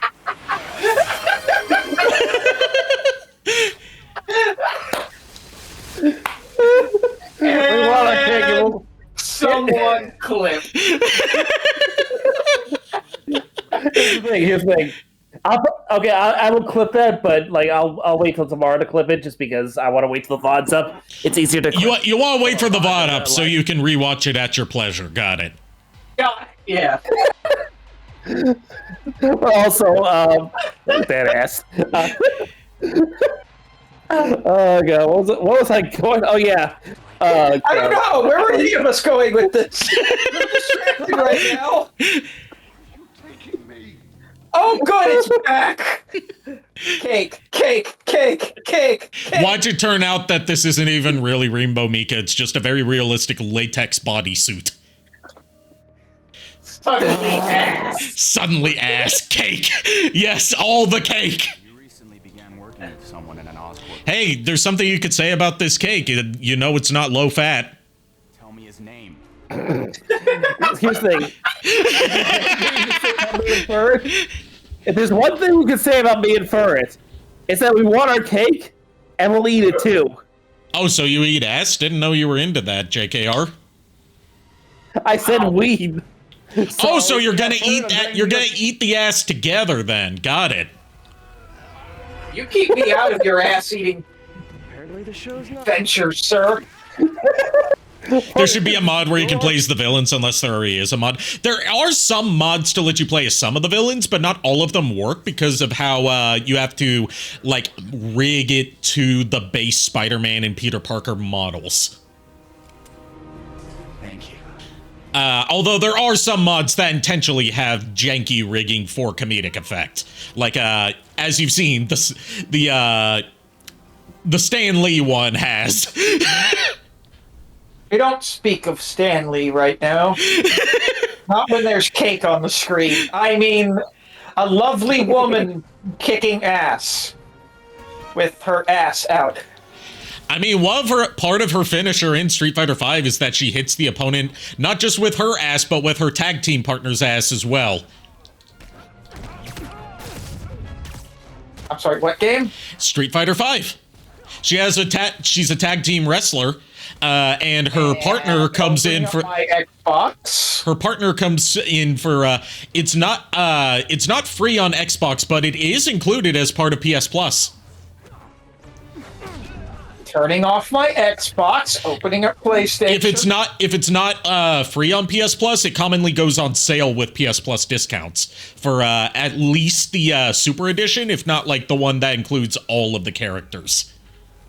But Rainbow Mika is in the base game. Sadness. I think it's the Champion Edition that's on PS Plus. Which, you know, Rainbow Mika's in the base game, so you don't need any DLC to play as her.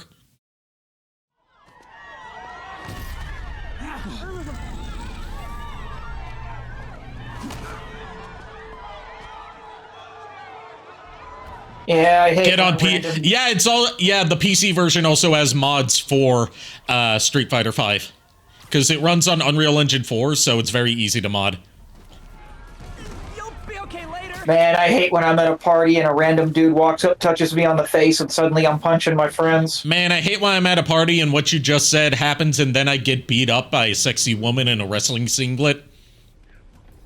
I don't know, that last part's kind of cool. Okay, someone needs to mod the enemies to be a Spider-Man. That would be interesting. To be like, different enemy types get modded into different Spider-Men. So basically into the Spider-Verse. Basically, yeah. No, that would be, across the Spider-Verse. Across the Spider-Verse, yeah. This is for your own good. I don't know that I could beat up Penny Parker.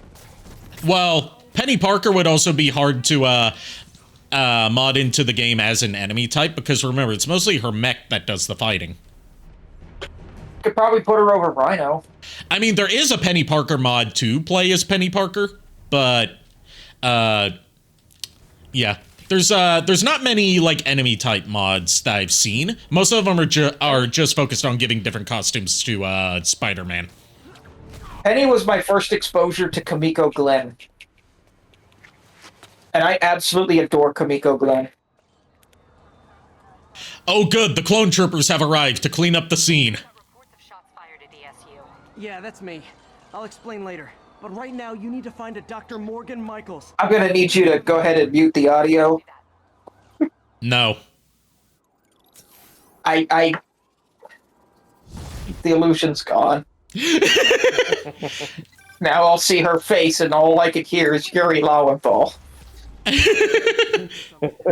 eyes are kind of freaky in cutscenes. It's because with Spider-Man mods, like for the Spider-Man costume, they're still limited to what the Spider-Man mask can do. So, like, there's no proper mouth animations, there's no proper eye animations. The closest we've gotten is one that I don't have installed now, which is turning him into a skeleton. And that one does have jaw movement, but that's about it. And it's horrifying. Yes. But it's also hilarious. The illusion's gone, but you're not. The illusion's gone, but you're not bothered by the mouth not opening, says Mega Man Burger. Look, you got your fantasies, I got mine. Speaking of fantasies, I think it's time we bring in a proper lady. Quiet! As I've said before, I like that for the Lady Dimitrescu mod, they put, like, you know, a solid piece under her dress so you don't get constant panty shots, because it makes me think of, like, the old Star Wars figures of, like, the Emperor or the Imperial Guards, where they didn't want to put legs on the figures, so they just put, like, a solid block of plastic underneath their robes. Is it weird I'm more disappointed that the opposite didn't happen? I mean, also it means that it's okay for me to stream it. Honestly, okay, hot fix. Hot take? I fucked it up. Hot take. Honestly, I've never been a Lady Dimitrescu person. I honestly prefer her daughters. You're in that boat with JKR as well. Yeah.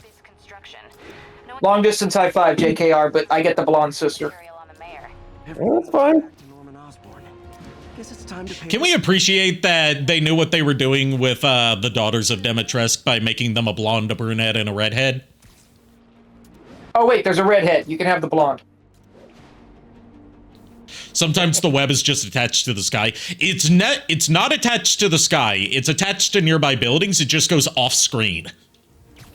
The way that web swinging works in this game is it has to attach to a nearby object, otherwise it doesn't register. Yeah. Sometimes it'll also randomly like catch like planes and shit like that in the air, and you don't notice it. Yeah, if you're high enough on the map, it'll do that. Yep.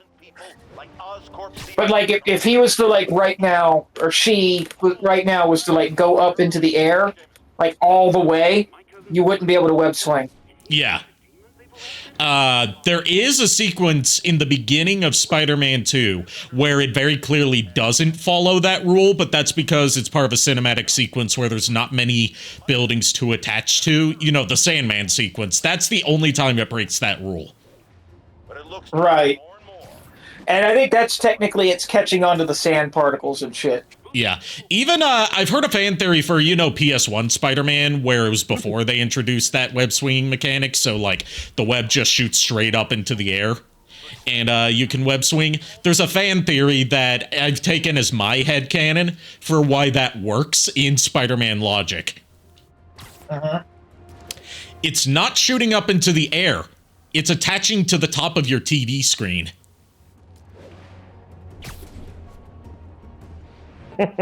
God damn it, that actually works. I hate it. It's fucking stupid. But I can't argue it. I can't argue it. I can't dispute it. Do I have any OCs that can fight Spider-Man in a fair one-on-one fight? I mean, myself, technically, as my VTuber persona, I could. I would probably lose, but I could, have a friendly sparring match with him. I wouldn't want to go up against him as an enemy. Here's the thing, Ari. I'm a furret who's best friends with a bomb. I think we could take him. I could make him question a lot of things if I was using my current model, given how susceptible he is to beautiful women, it seems.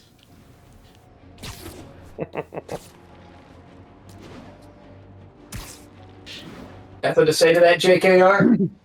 I don't really know what else to say. I was gonna make a joke, but you cut me off for it. Throw off a groove. JKR's been getting his groove thrown off a lot tonight. Yeah. And I'm not helping. But yeah, one of these days, Ari. One of these days, Ari. One of these days. I would love a free trip to the moon. Go ahead with As I've been trying. To be fair, this time it was not intentionally to cut you off. As I have been trying to say for the past 2 minutes.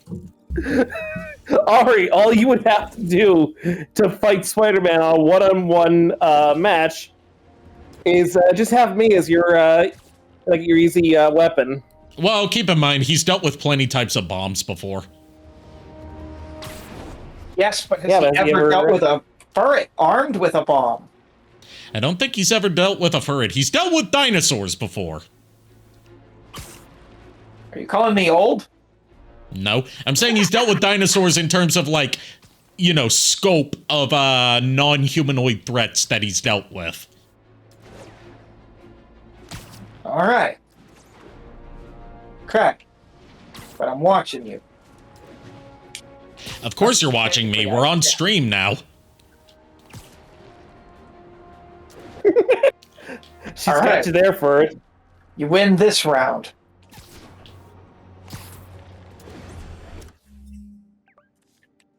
When does Ari not win a round with you?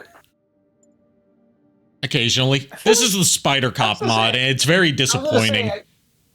I was gonna say, I feel like I've won at least a couple. You've won a couple. You've won a couple. We got movie I Venom. don't remember, but then again. Movie Venom with that Hank Hill ass. And we got Hank Hill with that Hank Hill ass. Oh God! I saw that. Okay, I saw that on one of your. I think it was like the video from last week. The one. Yeah, it was last week's video. One of the thumbnails was Hank Hill. I'm bringing the propane and the propane accessories. We also got PS1 Spider-Man and PS1 Symbiote Spider-Man. We got Renamon, who is the thumbnail for Part 3, I believe. Can we talk about the fact that the reboot of King of the Hill is giving us something we've wanted since the original King of the Hill, and that's that they're finally letting Peggy drop an F-bomb?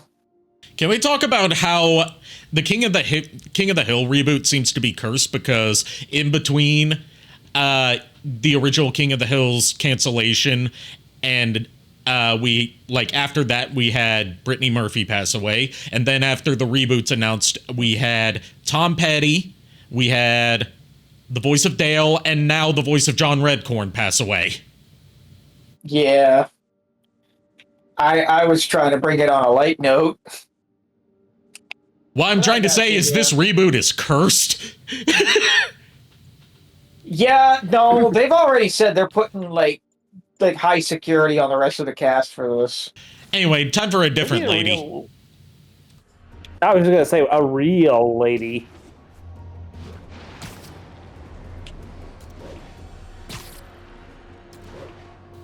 Is that Laura Croft or Jill? This is Lady from Devil May Cry. Her Devil May Cry 5 costume, I believe. It's hard to tell because it's dark. Yeah, but this is Lady. That was the pun. There is a Lara Croft mod, yes. I believe. I just don't have it downloaded. You bastard. It's the Lara Croft model from the first reboot game. You know, the first of the Survivor trilogy. Oh, it's my favorite Lara Croft, and you don't have it?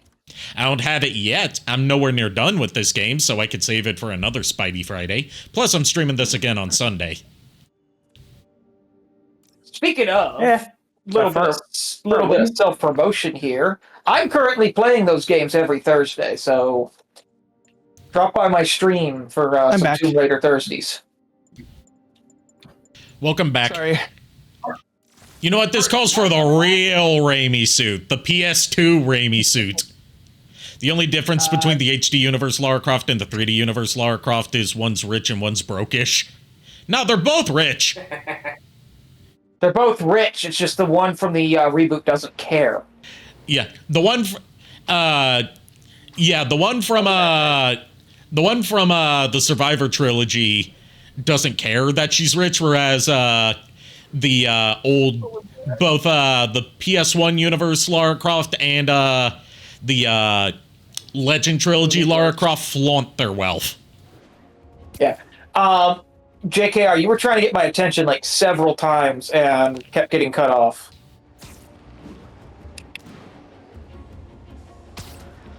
All right, good talk. But yeah, so like every Thursday I'm playing those games. So yeah, come check me out being not okay for 2013 Lara Croft. I'm probably gonna stream Pokemon later tonight. Ooh, that would be nice. Especially since you will be streaming it on the newly released Nintendo Switch 2. Yes, I'm debating doing, depending on when I get my Nintendo Switch in, I'm debating doing a Nintendo Switch 2 stream on Tuesday. Oh, that reminds me though, I will not be streaming next Thursday. Okay. I have something going on. So there won't be a Tomb Raider Thursdays this Thursday. But normally on Thursdays, I do Tomb Raider Thursdays. Also, the difference between Survivor Trilogy Lara Croft and the other incarnations of Lara Croft is that Survivor Trilogy Lara Croft is heavily traumatized. Thank you for the raid, Ken Brightblade. Hello, welcome. Thank you for the raid. We've been getting a lot of raids tonight. Welcome, raiders. Just playing through Marvel's Spider-Man Remastered with a shitload of mods that make things fucky. Hope you enjoy your stay. How'd your stream go, Ken?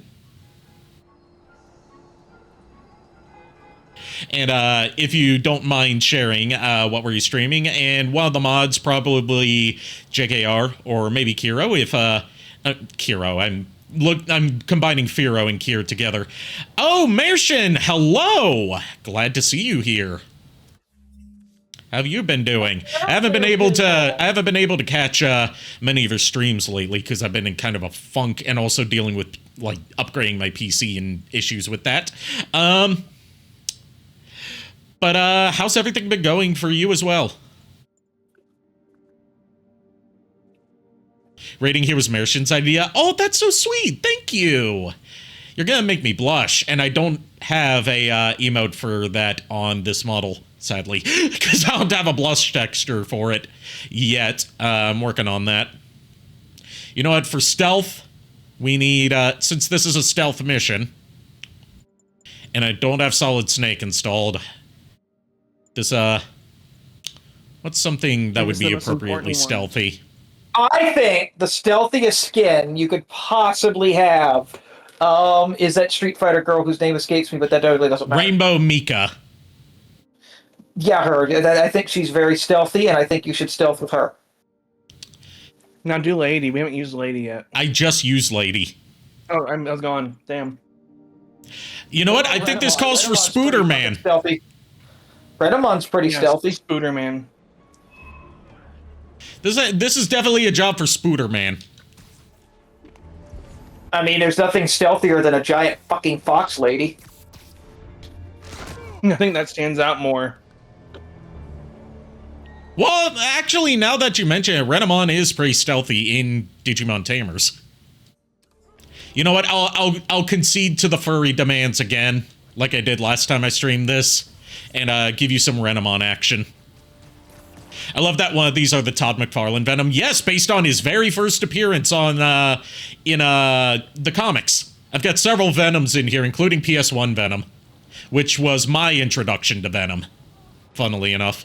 I'm hoping that I can, since Darren Norris is going to be at TFCon this year, I'm hoping that JKR can snag me an autograph from him, and I can get a case for my copy of PS1 Spider-Man for him to sign, because out of all the characters he's voiced, you know, it's going to be a Transformers convention, so of course he's going to get people wanting his autograph for Knockout, and he's very iconic for being in Fairly Odd Parents. But I want to be like that. I hope I'm one of the rare people that's like, can you autograph my copy of Spider-Man for PS1? Because you are the Venom of my childhood. You know, funny thing is, Ari, also talk about me behind my back, are we? I will, like I said, if you don't, you aren't able to get a case for it, I will just take that screenshot and have that printed. Yeah, if I can't get a case for it, then yeah, you could just, you know, get a printout of that picture for me. Yeah. Renamon mod must get this game, god fucking damn. Yeah, there's a lot of mods for this. For this game, including a lot that seem to specifically be catered towards the furry community, as a lot of model mods tend to be in any game. I will say, I have some mods installed for Spider-Man Miles Morales in the future, and two of them are Sly Cooper and Carmelita Fox. That's what I did. Back Calliope. Calliope is not back. I cannot, because Mika and Calliope take up the same suit slot. Damn. What I was gonna say was I got to somewhat meet Darren Norris a couple weekends ago at GalaxyCon, because they had almost the entire cast of Fairly Odd Parents there. Nice. And he was helping Carlos take down Carlos Alazraki? Yeah. I didn't realize it was Darren Norris until he said something to Carlos as I was walking away, but he said it as Cosmo. I was like, motherfucker! See, I'm one of the few people that that remembers him from one of his live action roles in addition to Fairly Odd Parents, and you know what that is? Gordy the janitor from Ned's Declassified School Survival Guide. Really? Oh, hell yeah. I forgot that was him. Yeah, that's why there's one episode where, like, as a brief gag, he has, like, 2 dolls acting out a scenario of something. And for one of the dolls, he has them voiced as Cosmo. And for the other, he has them voiced as Jorgen. Nice. But I did almost get him and the voice of Wanda. I almost got them together because I had a little extra money, but I didn't have right enough to do the full, because they were like $40 a piece. Yeah. And I was like $10 short of the 80. So I said, fuck it, and walked off and bought something else. Damn. I think that's when I went to go to Brian O'Halloran's booth, actually. The guy from Clerks. Okay. But yeah, Darren Norris has been in a lot. If you've played PS1 Spider-Man, he voices like half the villains in that game. Surprisingly, Brian O'Halloran recognized me. I was shocked. Cool. That's awesome. Yeah, because a convention, JKR actually went to this convention a few years ago with me and Wizard. Wizard Con, actually, or Wizard World, or whatever the hell it was Wizard called. World Comic. Yeah, Wizard World. Wizard World. Yeah, Wizard World OKC. Me and Wizard stayed behind and helped Brian O'Halloran take down his booth because his agent ditched him. Damn. And he gave both of us free autographs because we helped him. Nice. And I brought that up. I said, you know, you were at WizardCon a few years ago. Me and my roommate helped you take down your booth. He goes, oh, hell yeah, dude. Thank you. And then he still charged me for an autograph this time. But still. First, I need to buy the game and require DLC for some mods. The game comes with the DLC bundled in. Because the PC version is based off the PS5 release, which, like, comes with all the DLC as part of the base game. Well, you have to access it from a separate menu, but you don't have to buy the DLC separately. It's only on PS4 that you had to do that. But yeah, Brian O'Halloran, if you're out there and somehow stumble across this video, thanks for recognizing me, dude. That actually did make my day that day. A little bit.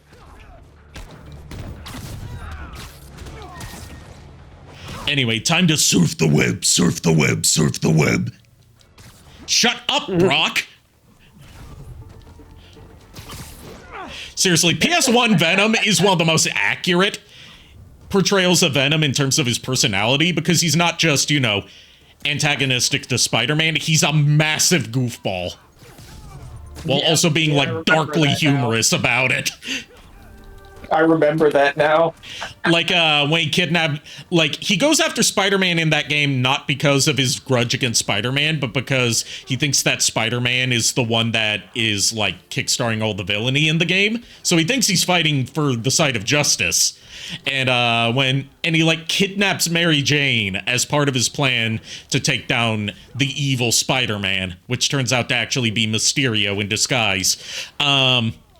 And, like, after Spider-Man beats the piss out of him and, you know, is about to rescue Mary Jane, he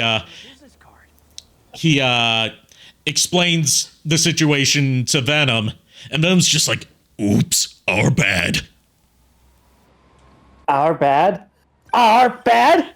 I'm gonna kill you! And then Mary Jane chimes in with, Peter Parker, get me out of this right now! Ooh, looks like you're in the doghouse now, dude.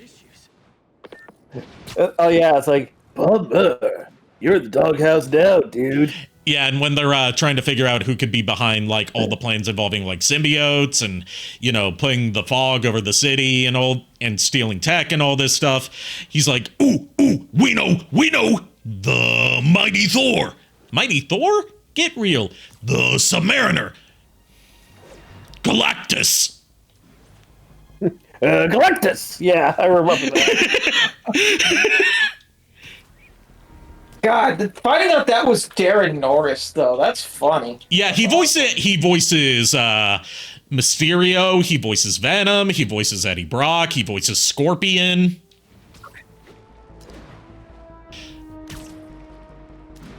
Basically, everyone who didn't reprise their roles from the show is Darren Norris. Folks, you've no doubt heard about the riot at Empire State University. But this is not your usual toxic mix of underage drinking and entitled millennials and hormones run rampant. You, Jameson. Of course Jameson would talk about entitled millennials. He is a boomer after all. Deadly rage. Yeah. What has become of our fair city, ladies and gentlemen, when we have to fear our own children, our neighbors, our husbands and wives? No, you don't have to fear your own children. You only have to fear venom. That barista with the marathon making your skinny latte, or you could be next. You know, I actually auditioned for a fan dub of a Venom-centered comic. The role of Venom had already been taken, but in my opinion, the guy they chose to voice Venom did an ass job. I say that as if this fan dub ever went anywhere. But like the guy they chose to voice Venom was just whispering. Oh, yeah. Not even pitching down the whisper to make it sound like a guttural growl, just whispering. So I auditioned for Agent Venom. You know, Flash Thompson Venom. Yeah. And I did it based on Darren Norris, where I'm like, where's Parker? Like, I based my Venom, like any and all Venom-esque voices I do, I base them off of the cartoon from the 90s. Yeah. And I also auditioned for Carnage based off of his PS1 portrayal. But I tried, for both Agent Venom and Carnage, I tried to add in a little bit of the animated series to it by giving them, like, the 2-pitch voice filter. Yeah. So, like, my Carnage was something more like this. What color do you bleed, Spider-Man?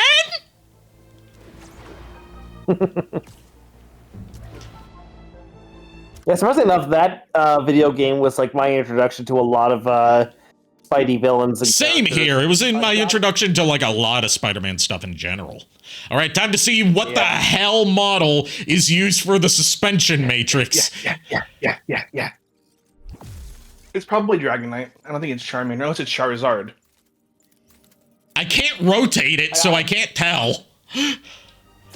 I'm scared. Well, when did you see honestly, I think it's okay. Who here says that it's Charizard? I think it's Furret. I think it's Red Herring. Not that. I mean, it looks like I think it's that one. I think it's that one Pokemon from that one anime. You know, what's it gonna be? You know, Pokemon. That one anime. Yeah. That one anime with the Pokemon. You know, Pokemon.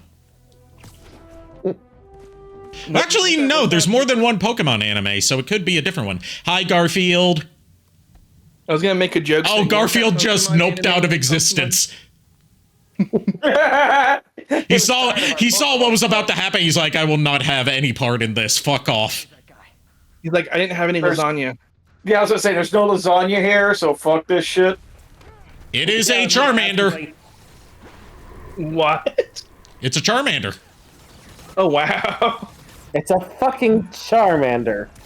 So technically, we were all wrong. No, Ari was right at the beginning because Ari said Charmander. I could have sworn he said Charizard. No, I said Charmander. It was JKR that said Charizard. No, I said Dragonite. I only said Charizard because I believe. I only said Charizard because I think Miles was saying it might have been Charizard after like questioning whether or not it was Dragonite or Charizard. It's obviously Ditto. No, we just need a Squirtle and a Bulbasaur thing. I mean, we haven't been able to make out its face. It could be Ditto. And the answer is Jigglypuff singing from above. Don't worry, guys. I speak fluent Charmander. I'm so neurotic. Charmander! For a criminal. I have no idea what the fuck he said. My Charmander voice isn't even based on how he sounded in the show. It's based off of those old Pokemon animations that from the Awesome series that Ego Raptor made before Game Grumps. Before my voice. So his voice for Charmander. Charmander! That sounds like Snarf. Oh my god, I forgot about those. Bro, you sound like Snarf. I've never seen Thundercats, so I don't know whether to take that as an insult or a bigger insult, because I know everyone hates Snarf. Snarf. No, everyone hates Snarf. Everyone hates original Snarf. Original Snarf, yeah. I've also never seen the reboot series. Yeah, the 2011 Thundercats, everybody likes Snarf there because he's actually, basically just an animal at that point. And he doesn't talk. Right, which is why I said he's basically an animal. Snarf. If any of y'all are pre-ordering Legends ZA, it is now pre-orderable on Pokemon Center. But is it pre-orderable on Amazon Prime? Probably. Probably at this point. Okay. It's also on the Nintendo store. Pokemon. Well, then leave with that next time. Well, Like, sorry, I have seen so little of Thundercats that I don't even know what Snarf actually sounds like. I just know what people's negative impressions of him sound like.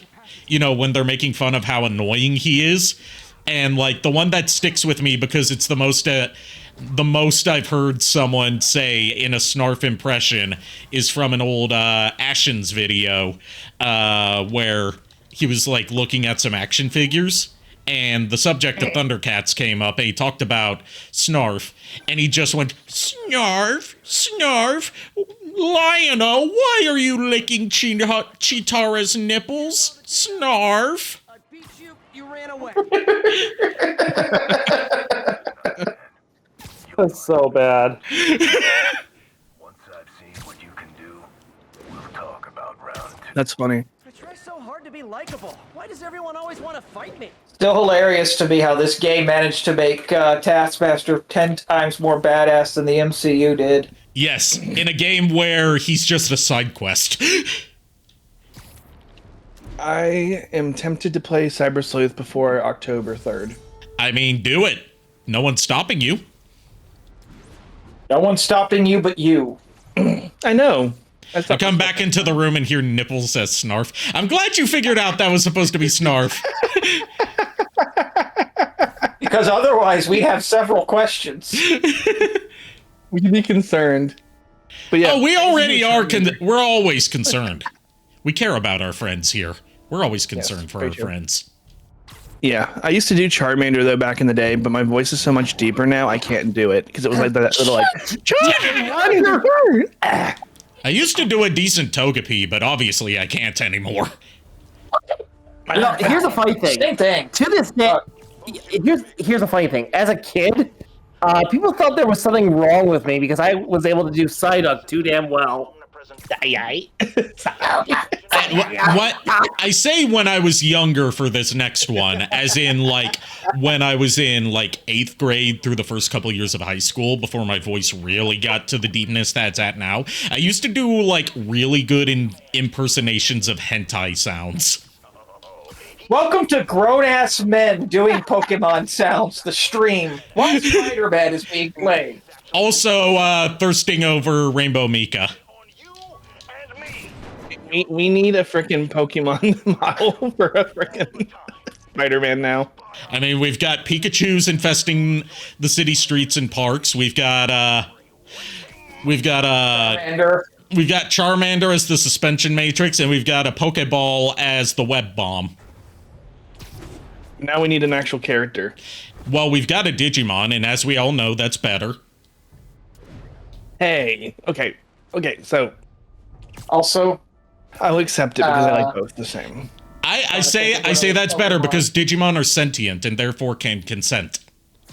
I'm trying to think of what other Pokemon voices I can do perfectly, other than the obvious one. You guessed it, Frank Stallone. You guessed it, Frank Stallone. Dog to cat to hot lady to dragon. Yes, that is summarizing the evolutionary line of Gatomon. Well, there's two versions of it. Speaking of Digimon, thoughts on the new Digimon game being announced, says Cloud Sato. Also, welcome, Cloud Sato. I'm excited for it. It's part of the Digimon Story series, which so far has been good, if not a little low-budget jank. And I'm looking forward to it, and I'm hoping... The thing that I'm most worried about has nothing to do with the game, like the quality of the game itself. Is that voice acting in the trailer indicating that we're finally getting an English dub for a Digimon Story game, or are they just having English voice acting for the trailer again, and then the whole game's going to be Japanese voiceovers with poorly translated English text like the last two? Yes. Two Ophanimons now too. There's Ophanimon and Ophanimon. Yeah, there's there's Ophanimon Fall Down Node. But if you talk about like to Dragon, that would be Magnadramon. Yeah. Or Holy Dramon if you're going by the Japanese names. The thing is now though, is everyone says Ophanimon's like the actual line. Yeah. Doesn't really talk about Magnadramon. Yeah, well, Magnadramon was the one we saw first because that was in technically it was in Hurricane Touchdown, which was adapted into Digimon the movie. And then brought back in Digimon Adventure Tri along with Ophanimon and introducing Fall Down Mode. A Pokemon voice I can do that tends to surprise people. I didn't even make out any of that. Discord compressed the hell out of it. Oh, Vulpix. I'm assuming that was Vulpix. My buddy Nico Belmont can do a surprisingly good Gardevoir. Gardevoir. Like not just a Gardevoir, a very submissive and breedable sounding Gardevoir. It's impressive, disturbing, and makes me uncomfortable. As it should. Yeah. I'm trying to think of what Pokemon voices I'm able to do. Like, I've done a lot. Bulbasaur? Bulbasaur! Oh boy, Stan Lee, what's going on with your limbs? Wait! Jesus Oh my Christ! God. What is this? I don't want to play anymore! Oh god, his animations are fucked too. I don't really play. No. This came out before he died, so this was just, his old age arthritis kicking in. That makes it worse. Get it out of here. Oh, Cloud, just wait until you see how it affects the Peter Parker model in cutscenes. Run, Cloud. You still have the chance. Yourself. It's too late for us, but you still have a chance. Because apparently, even though this is just supposed to replace the damaged classic suit, it also fucks with the Peter Parker model. It's cursed. Cursed. This is so cursed, it gets worse. It gets so much worse. I'm warning you. You have the chance. You know what? This calls for something marginally less cursed. We should do Hank Hill. No. Because it's propane man. No. Sonic Man. One that I actually did for the Pokemon Abridged that never happened. This isn't Spidey Fridays. Yeah. This is a cursed Spidey Days. Kier in chat says, asks Furret if you can do Electabuzz. That's really all it is. I know what you can do. You can do what was it, Krabby or Kingler? That just goes. Anybody can do Krabby. They both do it. Yeah, they both do it. Anyone can do Krabby and Kingler. Literally, all you do is. Okay. It just becomes like, hey, look, Mom, I can voice act a crab. I can voice act a crab. Look, Mommy, I'm voice acting. That's nice, sweetie. I mean, I can voice act a crab too. Listen, Sponge Boy, me Bob. I've overdosed on ketamine, and me organs are dissolving. Arr, arr, arr, arr, arr, arr, arr. God damn it. That's funny. I'm not mad. I'm just disappointed. Disappointment. Indeed, in the voice, I can hear it.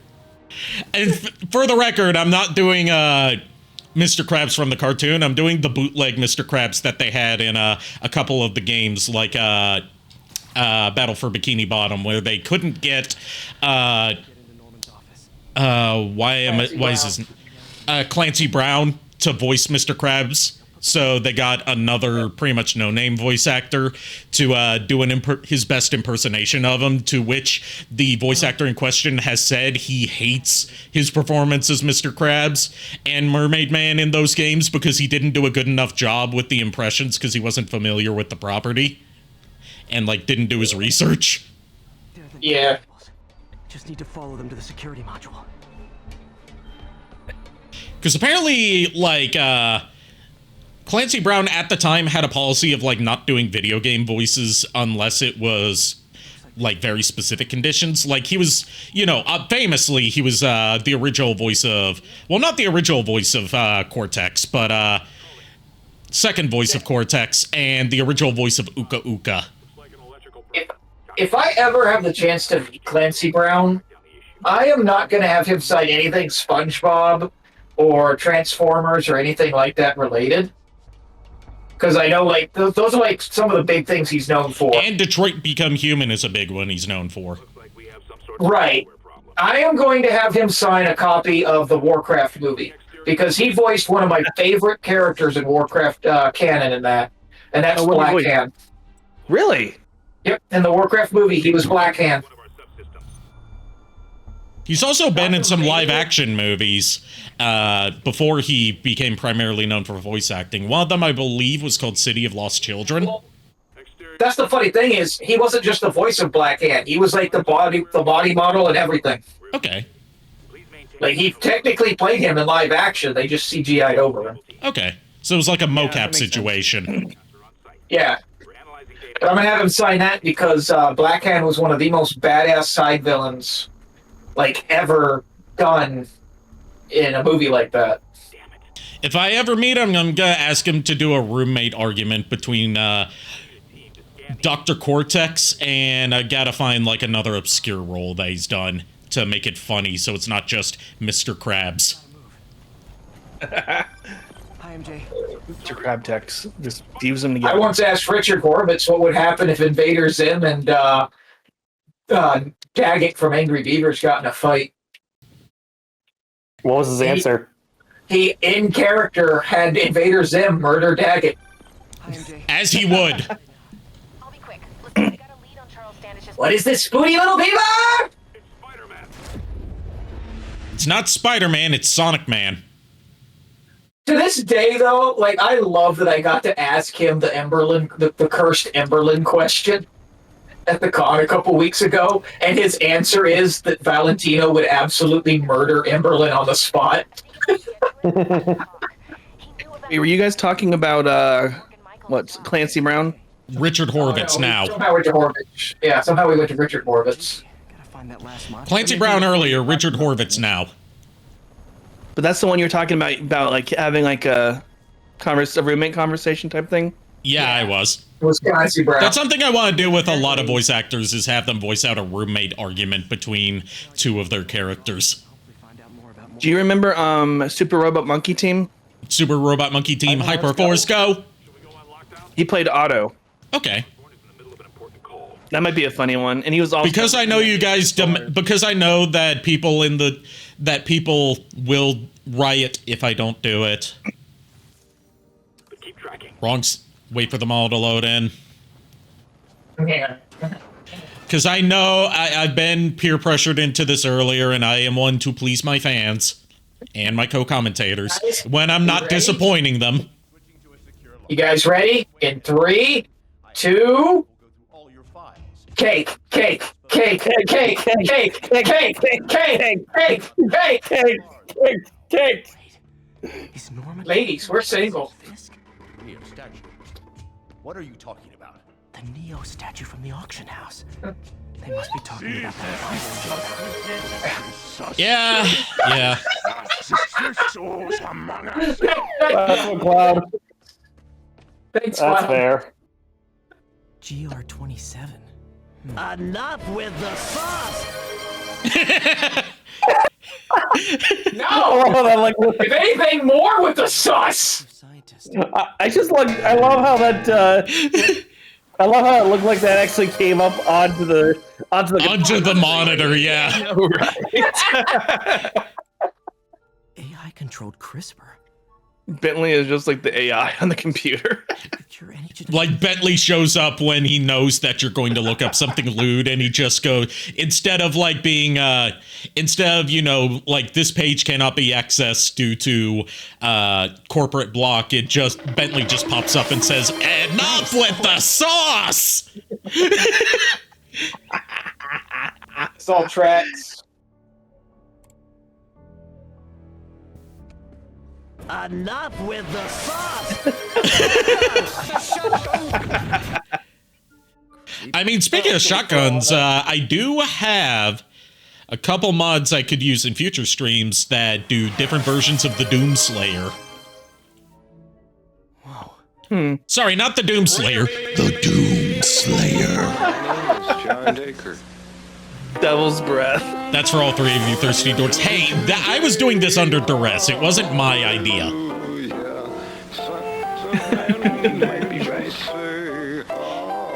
And the John Dacre music, I assume, is to get some godliness in here, because Lord knows we need it. Honestly, Ari, either Ari or Cloud, which one of you doesn't know how to count? Because there's 4 of us here. Yes, but one of us did not participate. Me.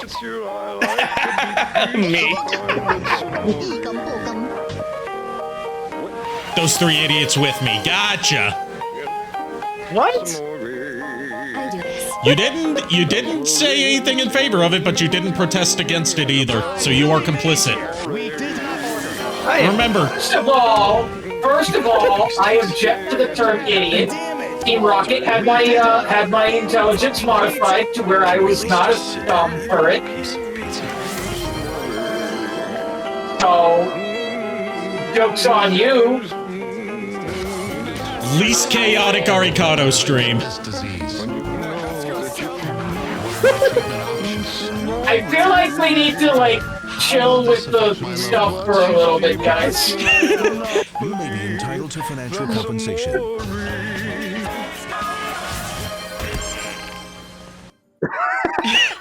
Okay, I get it, Firo. You wanted to cream pie me. I get it. I would cream pie me too. See. Y'all are way too, Honestly, guys, here's the thing. Wow, double cream, triple cream pie. Damn! Y'all are getting way too him right now. I'm concerned for you guys. But yeah, honestly, here's the thing. Cloud, we do not like to use the term idiot among us. No, we're not idiots. You said among us. Now, is it awful coconut cream or is it banana cream? It's whipped cream, as my old coworker at Starbucks would say. But yes, please continue. I was just gonna say we don't use the term idiots. No. The politically correct term is morons. You can't say moron on the radio. You're going to jail. Go in jail. Good thing we're not on the radio then. Joke's on you! I'm already in jail! That's true, yeah, you have your Pokeball. That is jail. He's in horny jail. Oh, yeah. I mean, that too, as well. He's in multiple jails. That's where I was going with it. This calls for the human spider, whatever we're about to do. Why you gotta make the Pokeballs a prison, man? That's actually racist. It's only a prison if the trainer views it as a punishment for their Pokemon. In a healthy trainer to Pokemon situation, the Pokemon feels that the Pokeball is a safe space for them. It's just like crate training a dog. Yeah. Wait. It's a prison if it's Team Plasma. Liberation. Yeah, luckily, I'm my own Furret. Therefore, my Pokeball is a freaking mansion. inside. It's like that thing. It's like that skit from Robot Chicken of the inside of Pikachu's Pokeball, but with less hookers. Oh yeah, yeah. What do you mean less hookers? Because you can't afford enough. Oh yeah. Oh yeah, that's true. I didn't say there were none. I said there were less. It's just me and my body pillow, and that's it. Hey, your body pillow can be a good companion. I'm not speaking from experience. I don't own any yet. No one's gag gifted me a body pillow yet. Just 3 booba mouse pads. You know what? As someone who actually has been gag gift a body pillow, okay, that shit's real. That shit happens. Nah, we need to gag gift Ari the Gex. The Gex. Well, if you're willing to spend $200 plus shipping and handling plus willing to wait however many years it takes for that collection to come out, sure, I'll take that if you spend the $200. We did think about it for a little bit. Yeah. It was discussed. It was discussed. It's just about, is it worth spending $200 on a gag? Exactly. Yeah.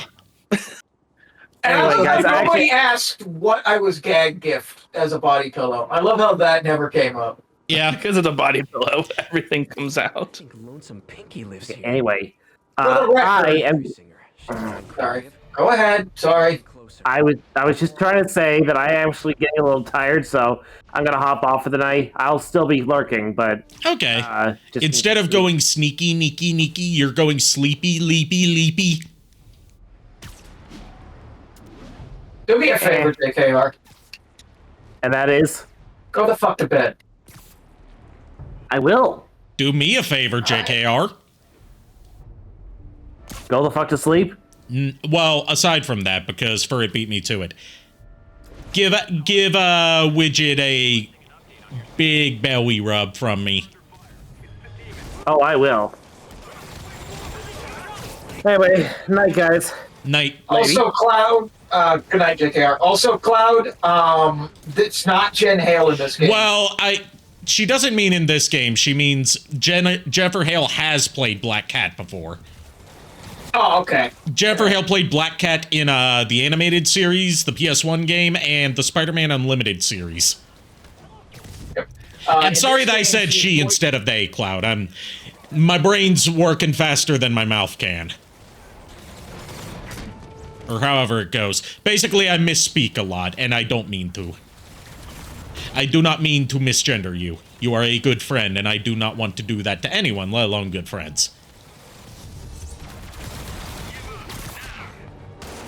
In this game, Erica Lindbeck, I believe. I was going to say one of my future girlfriends, Erica Lindbeck. Yes, Erica Lindbeck. There's actually a really touching story about her performance for her brief bit in Spider-Man 2 that she herself confirmed. And you want to know what that is? Sure. You know her mission in Spider-Man 2 where, like, she's trying to get to Paris to meet up with her girlfriend before it's too late? Yep. And, like, when she gets into the magic portal that leads directly to Paris, and, like, Miles Morales is like, you know, I hope things go well for you, and she just says, thank you, and it sounds, like, really heartfelt. She said that improv, that was not part of the script. She ad-libbed that because she had just found out that her boyfriend was dying from cancer and was not going to make it.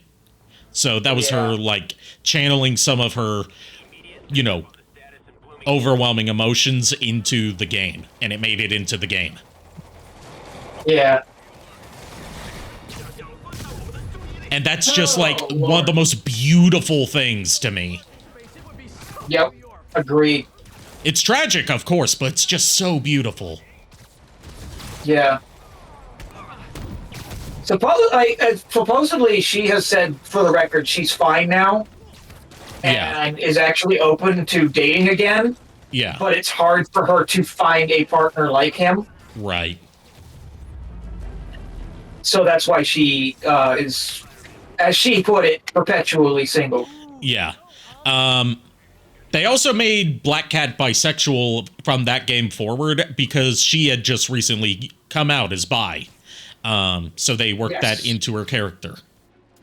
Yep. It's also the same reason they made Luna bi in Hell of a Boss. Yep. Originally, Luna was supposed to be straight, but when Erica Lindbeck came out as gay, bisexual, and said that one of her biggest crushes was Kesha, they openly made her bisexual in the Hell of a Boss show, and actually had a line where she says Kesha's character is hot. And, choosing Kesha, great choice, especially, modern Kesha as opposed to, peak of her career when she was working under Dr. Luke Kesha. Because I didn't, her public persona during that era was very trashy, and I know that's not her personality. That was what she was forced to play for very bad reasons. I'm glad she's allowed to be herself now. Yeah, tragically, she has been replaced in Hell of a Boss. Aw. But it's for a reason that actually makes sense, and both her and Vimsy have agreed it's a good reason. And that's that Kesha is fucking expensive. Yeah, I figured. She had one line in a recent episode of Hell of a Boss, a court scene. And that one line alone cost Vivsy $2,000. And they agreed that with Beelzebub getting ready to become a more prominent character in the show, Vivsy would go bankrupt just on that one character. Yeah, it's similar to, even though I've never seen the show, I know about this. There's a character that appeared in one or two episodes of Steven Universe that was voiced by Nicki Minaj. And obviously Nicki Minaj is expensive to bring in for voice acting. So they tried as much as they could to not have that character speak when she appeared. So they wouldn't have to pay residuals to Nicki Minaj. They wouldn't even reuse old recordings of Nicki Minaj, because that still requires you to pay residuals. Yep.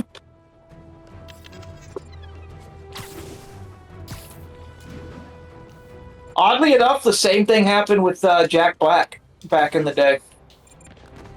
And he was in an episode of iCarly. Yep. And they tried to use him as little as possible. But the funny part is he turned around and ended up paying for it himself because he loved working with, what's her name again? Miranda Cosgrove.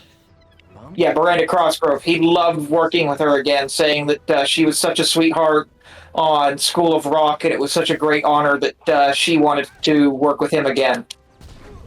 And has said that he would absolutely love to do more work with her in the future. And one that sticks out to me is this would be expensive and also very difficult to get working with how Screen Actors Guild stuff works. Is the entire reason that Funimation, nowadays it's Crunchyroll dubs, but at the time Funimation was able to get I'm blanking on a lot of names today. The guy that played Piccolo in the live action in Dragon Ball Evolution to play Zamasu. James Marston. James Marsters. James Marsters. The reason they were able to get James Marsters to voice Zamasu, firstly, he approached them about it. Yep. Because he wanted... He also was at that convention. He was, he was a Dragon Ball fan before Dragon Ball Evolution and hated the fact that his contribution to Dragon Ball was Dragon Ball Evolution. So he wanted to make it up in any way he could. And normally he would not be able to because of the Screen Actors Guild and their rules. Oh, God. So, funny story. Can I finish mine first? Yeah, you can finish yours first. the reason he was able to be in the show without violating Screen Actors Guild regulations is he offered to do the role completely unpaid. Therefore, he wouldn't be violating any guidelines about the Screen Actors Guild because he knew the rules in and out. Right. That's awesome. But yeah, he also was at that convention that I went to a couple weeks ago. And supposedly, he had, like, it's not supposedly, I saw he had pictures of Piccolo from the Dragon Ball Evolution on his table to sign. But supposedly, anytime someone asked for a Piccolo autograph, be it like something personal or one of his pictures, he personally spit on every autograph. You know damn well some people that were fans of him as Spike from Buffy the Vampire Slayer are going to do that on purpose just to get his spit. Yep. I think they someone said something like he wiped it off afterwards. But it was just something he was doing because he hated that fucking role. Yeah. It's actually thanks to him that Piccolo actually looks somewhat like Piccolo in that movie, because the original makeup design for that movie looked even less like Piccolo, and he stepped in and personally redesigned the face at the very least. Yep. My hopefully future relationship, won't get into any more details than that, surprised him by having him sign a photo of Dresden. You mean Amelie got him to sign a photo of Dresden?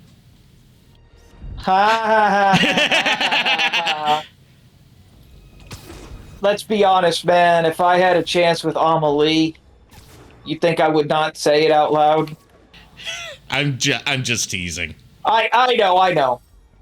But she surprised him by having him sign something Dresden related. Oh, nice. Apparently, he doesn't sign a lot of stuff Dresden Files related. Yeah, I like to get actors and voice actors to sign stuff, you know, unless it's like a major property that I'm just a diehard fan of. I like to get them to sign some obscure stuff of theirs that I'm a fan of, which is why, like, when I met Paul St. Peter, everyone wanted his autograph for voicing Xemnas from Kingdom Hearts.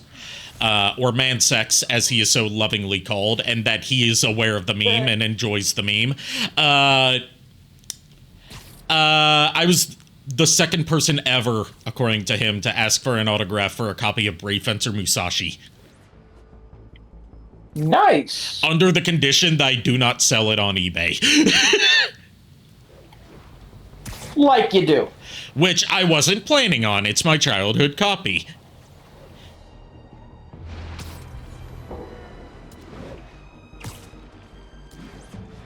Yeah.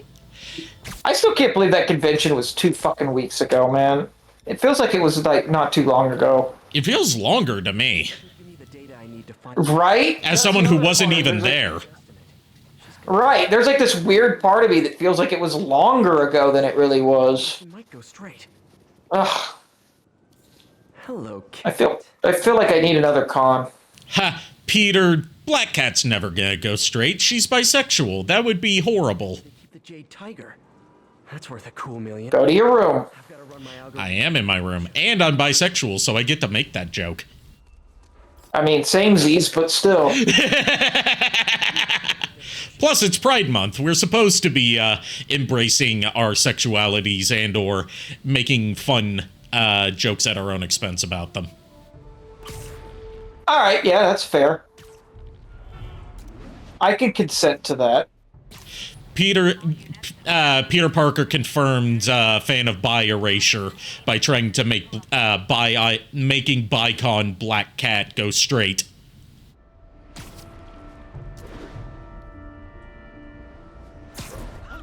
Go to your other room.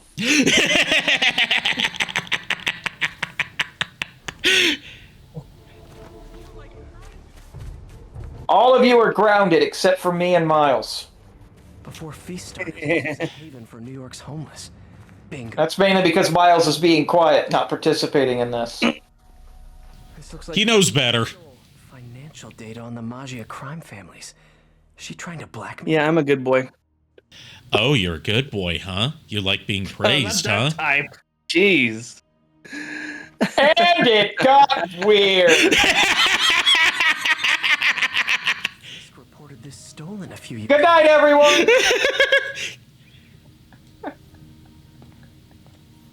Wine from a Magia vineyard. Ladies, please, let's try to keep this PG-13. There's only one lady here tonight. Says Well, the actually, guy Cloud who- Sato's here. I don't know if they are okay with being called a lady, but preemptively, before they confirm, they could be the other lady. Also, Mershin was here at one point, and she's a lady. Cat's dancing with the little spider. Also imprisoning him in I can do a damn good female voice. Yes, I've heard, but I don't think our new viewers have.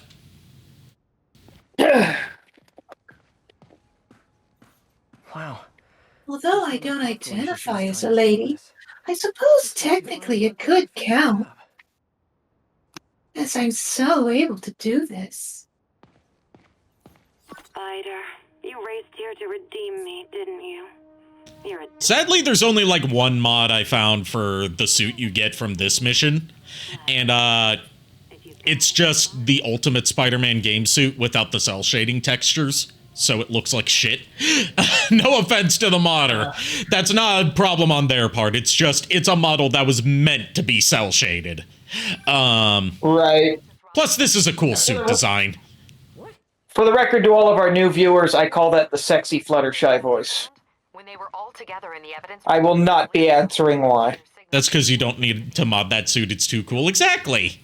It's just, I tried to see if I could replace as many suits as possible. And the thing is, like, the early mods would, like, earlier in the Spider-Man PC modding scene, would replace in-game suits. But later people figured out how to add extra suits to the game that don't replace existing ones. Which is where a lot of the more recent mods have come from. Which is why you see, like, extra suits on my suit selector, and why some of them are shown with the name J. Jonah Jameson, even if they're not J. Jonah Jameson. Because by, like, the game's, like, sort of error check for, like, loading a random name in the event that the name fails to load is J. Jonah Jameson. Yeah, that's funny. Interesting. Also, I believe it was SourceSpeed that said they wanted, by the way, SourceSpeed, pronouns, please, so I can address you correctly. But if you want to mod this game, the best tool to use for loading mods is called Overstrike, and it works for all three of the Insomniac Spider-Man games. 1031. Break in. Indubitably. Officers needed in the area of Columbia. He, him? Okay, I will remember that from now on. So, yeah, when if/when you get this game, you're going to go on Mod Nexus and download a mod loader from the page for this game called Overstrike. That's the one that's being maintained. Whereas the old one, SMPC tool, is outdated, and most of the more recent mods within like the past year or so are focused on Overstrike rather than SMPC tool. Not the kind you'd bring home to mother. And then it turned out she was a thief. Big shock, right? Well, I hear she's back. Trying to find mods for the correct game. It's all the mods are hosted on Mod Nexus, and you find the one for Marvel's Spider-Man Remastered. Spider-Man, I know you're listening, so let me... Because mods are not cross-game compatible due to different file structures. Get up with fleas. What's that? But Overstrike is one mod loader that works across all of their games. Oh, I'd bring Black Cat home, curvy and skin-tight leather suit. Yes, please. Exactly. Look, I can fix her, okay? I can fix her. That's horrible, dude. She's a cat. Or maybe she could fix me. I don't know. Depends on how I'm feeling that day. I am a switch. Why would you want to fix her? There'd be no kittens. Who says I want kids? I don't know where I was going with this. I was trying to just make a "you can fix her" joke. And I know. I know. It was the obvious joke to make because it involves Black Cat specifically. Even worse when you consider the fact that it's Erica Lidbeck. Yep. Cloud Sato says if I could drop that on Furret for the anvil drop. Like, if I could find a way to put in... I deserve it. Like, the way that drops and throws work in Vignon is that, like, you set up a collision area for your model, and that's where all the stuff targets. Technically, I could change the collision area to a spot where Furret is. Or it might be. But then they wouldn't affect me anymore. And we all want that. Yeah. Yeah, it's fun to bully the streamer. Especially when you can spend points to do so. Tell you what. Just for you, Cloud, we'll pretend it hit me. It bounced off my impressive rack and hit him. Thanks for Stephanie, let me know if I can help. Remember, canonically, most of my body is made out of a shape memory alloy, which means it can change not only its appearance but also its texture and density and hardness and stuff as I will. It's funny you say mommy vibes in this, Speed, because if I am correct, isn't it heavily hinted that Black Cat has a kid in these games? That turns out to be like a ploy she came up with to get Spider-Man to help her out. She didn't actually have his kid. I didn't mean like she had his kid. I thought no, she was lying about having a kid at all. Never mind. She was doing that just to manipulate Spider-Man. Okay. Like, keep in mind, remember, she never says that it's Peter's kid. She just says she has a kid. But that turns out to be a lie. Sweet dreams. I don't remember it turning out to be a lie. That's what I was saying. Yeah, it does turn out to be a lie. It was to get him involved. Like, she knows how to play him like a fiddle. That's the thing. That's fair. That she does. And going off of my recent Metal Gear streams, she played him like a damn fiddle! She did fool him. He was bamboozled. He was hoodwinked. He was smeckledorfed. That's not even a word, and I agree with you. That's all of them. Let's find out what they were up to. I feel like I've been smuggled. Not sure what's going on here. Wonder if there's any info I can get from this flash drive. See, sadly, anytime you have to chase pigeons, they don't show up as pizza slices because they use a separate model from the ambient pigeons. Aww. Although, there is a side mission where one of your spider bots gets captured by a pigeon, and that one uses the ambient pigeon model, which means you get a first-person view of a pizza slice carrying you to its nest.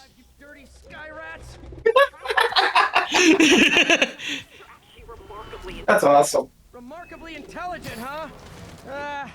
Hey, pigeons. Sorry about the dirty sky rats thing. Maybe we can make a deal? Whatever Fisk is paying you in birdseed, I'll double it. Got one. He doesn't have a drive. No. You just need to, Actually, speaking of pigeons, and going back to a recent stream that we will be concluding on tomorrow, Strong Bad's cool game for attractive people. Would you like to know what Senor Card Gauge does on his weekends? Absolutely. You know how, like, a lot of people will feed the pigeons in, like, city parks? Mm-hmm. He reads to the pigeons. That's actually wholesome. This is it. I got the drive.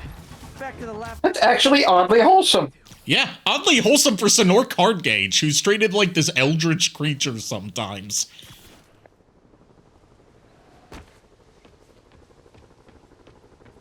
Looks like they were uploading a worm to the Central Park Wi-Fi system. He also apparently has died multiple times. A ton of personal data.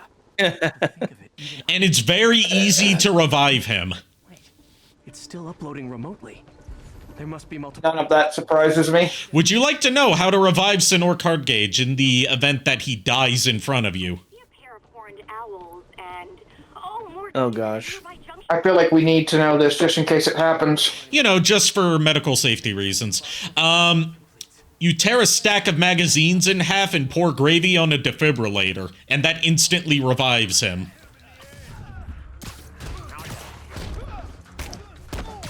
Are the creators of Homestar Runner okay? They've never been okay. They've turned down multiple offers to turn it into a TV show.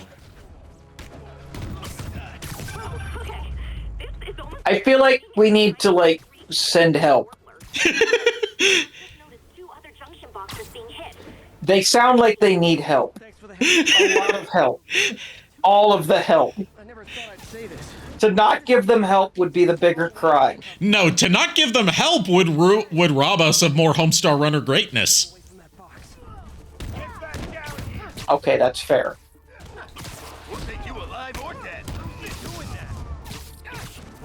It's like how Kanye West said he can't be on his bipolar medication because it'll rob him of his creativity.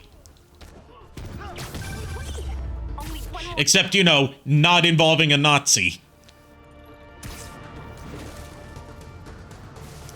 Or, for another comparison, it's like how Lady Gaga can't have sex because it'll cause, all of her creativity to ooze out of her vagina. Which is something she actually said in an interview once. Oddly, of all the people I didn't want to picture, that's one of them. That image is there now. It's not going away. The people of Manhattan can rest easy knowing that their passwords and cat videos are safe. Spider-Man? I think they might have seen me. Oh no. Are you sure? Pretty sure. Armed men just arrived. Lock the roof entrance and hold tight. All right, we gotta save the bird watcher from being attacked by some of Fisk's assailants. So this is a job for Bonesaw ready. Need to get to Stephanie. Oh hell yeah! As played by Macho Man Randy Savage. Oh yeah! May he rest in absolute peace. Also known as Space Ghost Grandpa. Nice. There was an episode, which I know about this because it played on the 30th anniversary live stream as part of their 12-episode rotation, where the guest star was Macho Man Randy Savage playing the character of Grandpa Ghostal, who is a retired pro wrestler. Nice. He's also out of his gourd because he sees Zorak and thinks that he's Space Ghost's old monkey companion from the original cartoon, Blip. What? Why, if I were 20 years younger, I would have put you in a half Nelson, twisted your neck around, and on every turn I'd recite a letter of the alphabet until I reached the first letter of my true love's name, which happens to be the lovely Elizabeth, and rolls you down the hall like a bowling pin.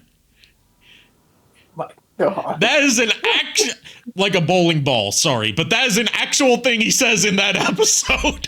You would recite the ABCs. Stop at E. Yes. Personal data. So not even getting very far into the alphabet. Yes. That guy in the face. Real beauties, too. He also takes over the interviewing duties for Space Ghost for a bit in that episode and interviews a young Raven Simone from when she was still on, like, That's So Raven, but when she was a kid, and, like, asks her, like, some sort of fucked up question about, like, you know, like, basically beating someone so hard that, like, their screams become, like, so high-pitched that you can no longer hear the frequency that they're in or something like that. And she's just like, no, I haven't.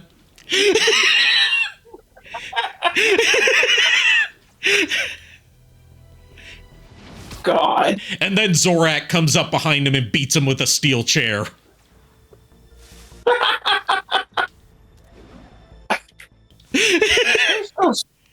Space Ghost Coast to Coast, I wish I watched it while it was airing, because I missed out on some great stuff. It's a gem we need back, god damn it. Yeah, but sadly we won't get it back because the head of Adult Swim programming hates Space Ghost Coast to Coast and wants it referenced as little as possible. So reference it as much as possible. Got it. Yes.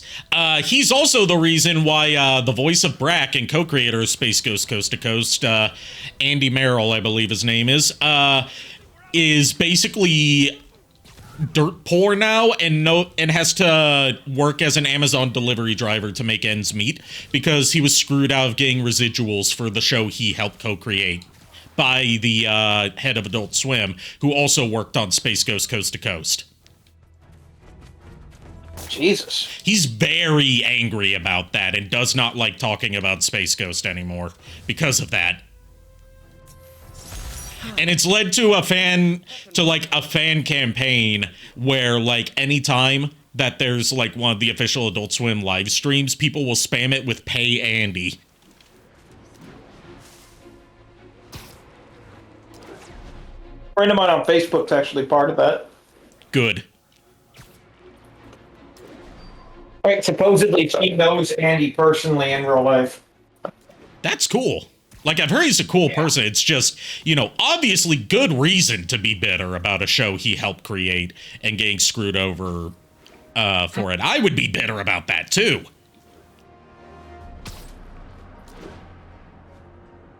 Yeah. Like, he's not angry at the fan base. He's angry at the, you know, suits over at Adult Swim and Cartoon Network for screwing him. I mean, as he rightfully should be. Jesus Christ. Yeah. Especially after so soon after losing his best friend. That's fucked up, man. No, well, this had been going on for years. Like, before, like, after Clay Martin Croker died, but before, I hate that I can't remember his name. George Lowe. Before George Lowe died. Like, this had already been going on. I mean, even still. Yeah.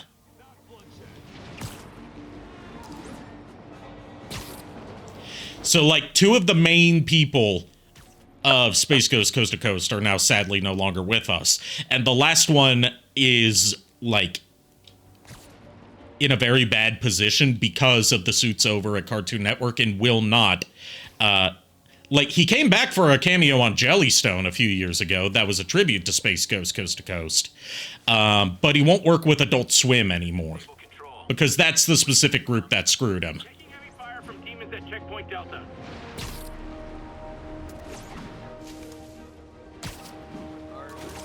And you know what? Macho Man Savage right now. Yeah.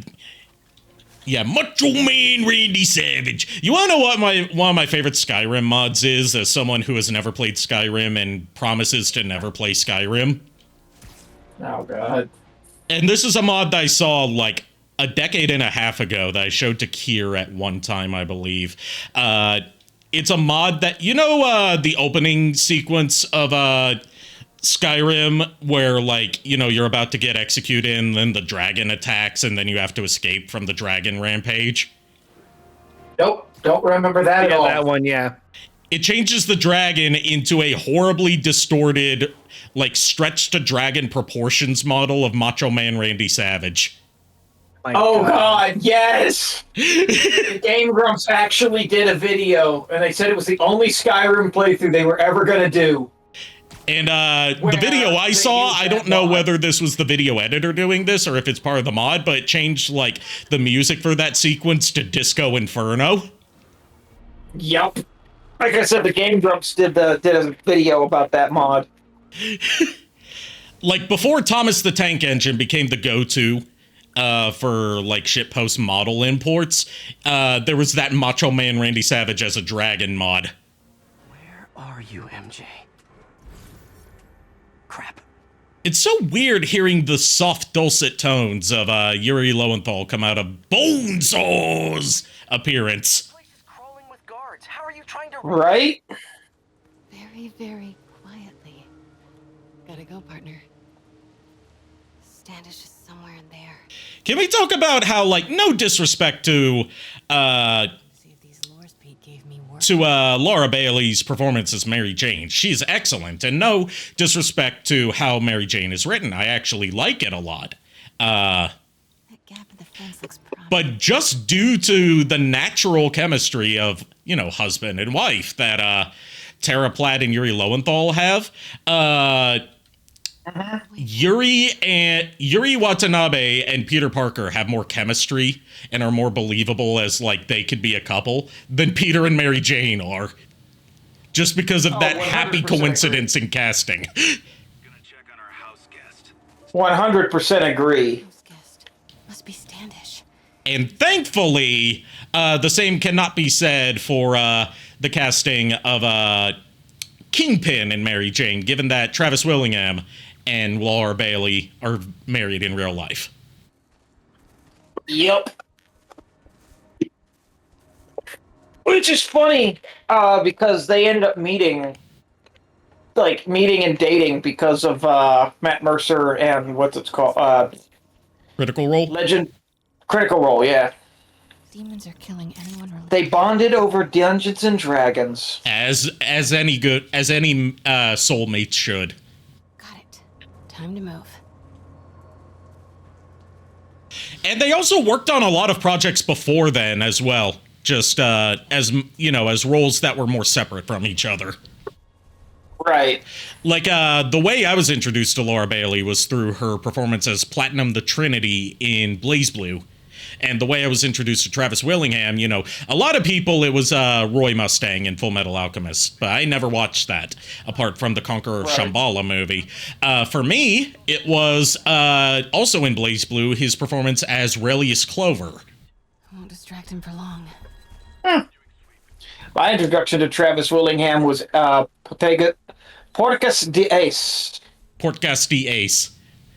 Yep, Portgas de Ace from One Piece. He also voiced Knuckles for a while, and she voiced Blaze for a while. And Omochao. Aww. I'm not sure which is worse. The potential real-life shipping between Knuckles and Blaze, or the potential real-life shipping between Knuckles and Omochao. Good lord. Or even, we could go a step further, and Omochao and Zavok. Didn't Laura Bailey do, like, Persona character too? I'm not sure. I haven't played much Persona. I think she did Rise from 4. I don't know. I haven't played 4. I'll be honest with you. My extension of knowledge of Persona and bringing it around town with the conversation here is Futaba, voiced by Erica Lindbeck. Of course. Yeah, that tracks. And that's because I played Persona 5, and I got to the part where you're convinced that she committed suicide. And it made me not want to play the game anymore. And then I had to, like, look it up and find out that, no, she's fine. Yeah, she's fine. But oh, yeah, she's fine, all right. Dude, she's like 16 in that game. Yeah, but also, you know, it's a pun. I'm not being serious. Yeah, I know. I was joking too, because the character does actually, like, age up. Yeah, and also the fact that, like, Persona, you know, does the typical Japanese media thing of, like, doing some fan service-y sexualization of its teenage cast, which that's not a Persona exclusive issue. That's a thing across Japanese media. Anyway, bringing it around town, I've never actually, like, played a full Persona game because of Futaba, but I absolutely adore Futaba. Futaba, not to be confused with Futabu, which is the, I don't know whether to call it the king or queen of Futanari Hentai, as I have heard from Kier. He is not okay for that series. Standish might know which one. Oh, God. Gotta move. But yes, bringing it around, Erica Lindbeck. Bring it around town. Bring it around town. Sorry, when you keep saying bringing it around town, it makes me think of that bit from Spinch Bill.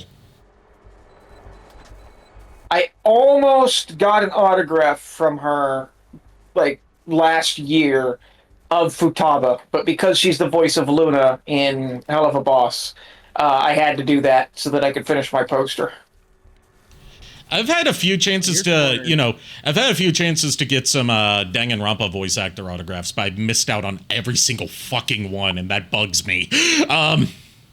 Nice. I mean, sorry, not nice that you missed out on them, but nice that you had the chance. One of them was, it's not that I missed the autograph session, it's that I didn't know she was in Danganronpa. It was Kira Buckland. Oh, yeah. She's like one of the main people. In Danganronpa 2, she voices Hiyoko Saionji, the absolute little gremlin shit that I despise, but I still want her autograph. She was at my local con, Animazement, one year, along with I hate that I can't remember his name, but it was 2B and 9S basically.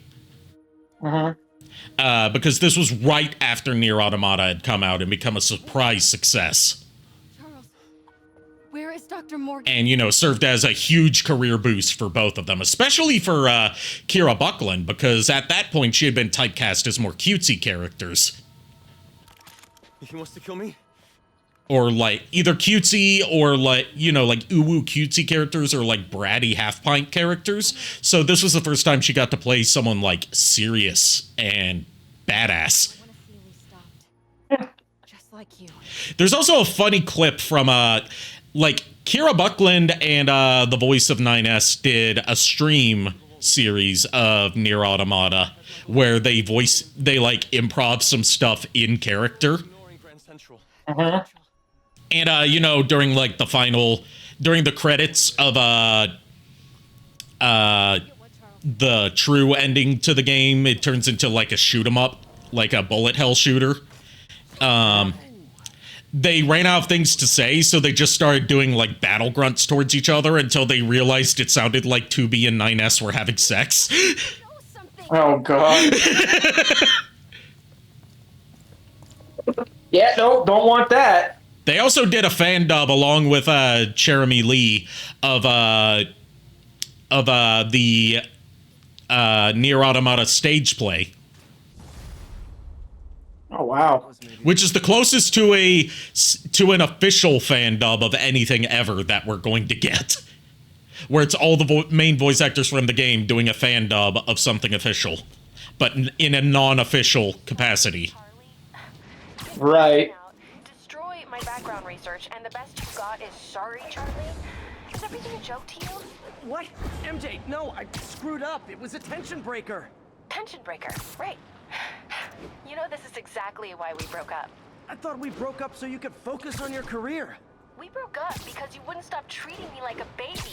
Don't do this, MJ. Don't do that, MJ. Oh, that's too dangerous, MJ. I may not have super spider powers, but I'm not made out of glass. You snuck into the middle of an armed military. You know what? Can we not do this right now? Please? Did you learn anything about Dr. Michaels? Fine. Michaels is in the Bowery somewhere. Sable's moving him tomorrow at noon. Awesome. Anything? I don't know why we got quiet to listen to this. Because we ran out of things to say. No, it was nothing. I suppose that too. I'm trying to remember who the voice actress from Danganronpa that I didn't know she was in Danganronpa until. So if you could describe the character to me, I could probably tell you. But Also, which game it was. I'm trying to. I think it's the first one, but I'm trying to say it without major spoilers. Yeah. Because I don't know how far into your Danganronpa you guys are. I mean, I've played the whole series. I don't want it spoiled for Miles' sake. Okay, what game are you in? We're on the first game, and Wednesday, we just did the Chapter 1 trial. Okay, so not far enough for me to say anything else. Got it. Oh, it's raining over here. Well, I mean, if you want to say, like, is it Junko? Is it Junko? Because technically Junko has appeared. Yes, Junko. Junko has multiple voice actresses, believe it or not, depending on whether you're talking about the anime or the games. Because the anime had different casts from the games, apart from well, anime of the first game had different casts from the games. And in the games, she had 2 voice actresses, depending on certain scenes. And I'll make sure I'd have to look up the specific voice actress, but I want to say it was the one from the first game. Okay, she had 2 voice actresses in the first game, depending on certain things that were going on, similar to Toko, and it was the same 2 voice actresses, actually. They are Erin Fitzgerald and Amanda Miller. Okay, it's neither of those. So it was the one from the anime, then. Right. Which I could not tell you, because I only watched like 1 episode of the dub of the anime. I'm like, oh, so they're not treating this seriously and still charging for it. Got it. Fuck you, Funimation. How do you spell the fucking game? Dang. Mm-hmm. Ann. A-N. Ron. Okay, how do you spell her name? Junko is spelled Junko. Yeah, her. Okay. Yep.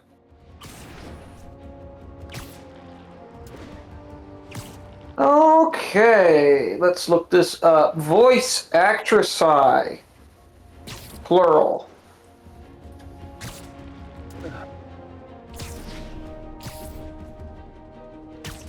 I cannot wait for my family to come back tomorrow. Oh, Jamie Marchi. Oh, Jamie Marquis. Okay. Yeah, Jamie Marchi.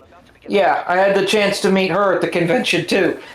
Keeps coming back to the fucking convention from a couple weeks ago. He keeps coming back to Jamie Marquis anytime we discuss voice actors.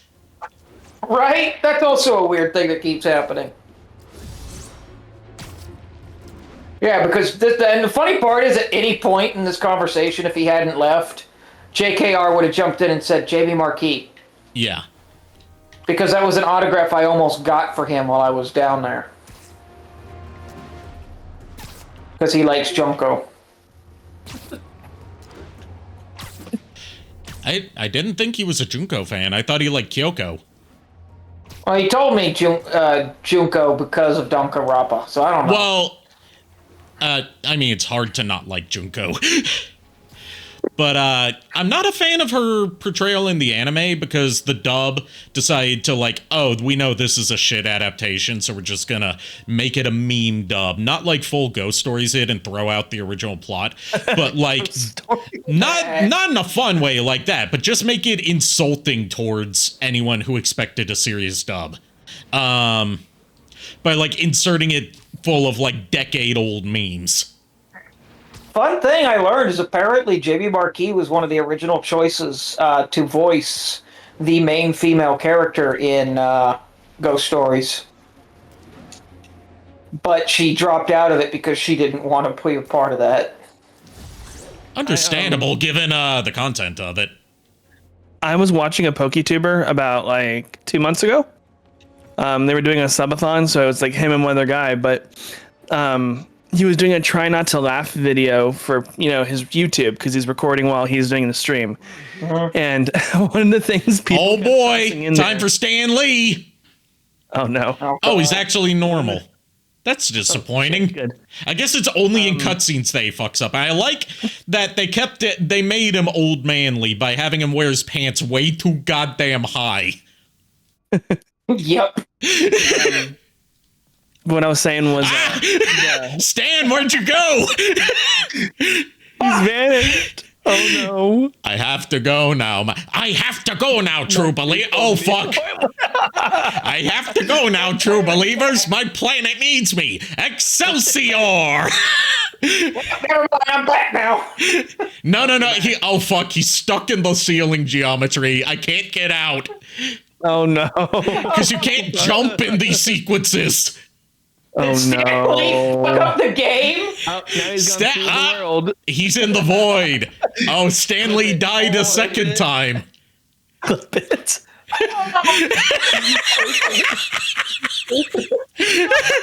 Someone clip that, please. You are grounded as shit. Someone clip that. Someone play. If I need to, I'll do it. But there's do it now, Miles, before it gets too late. Also, so you can actually contribute. Yep, it looks like this is a problem with this specific mod. Stan Lee died on the way back to his home planet.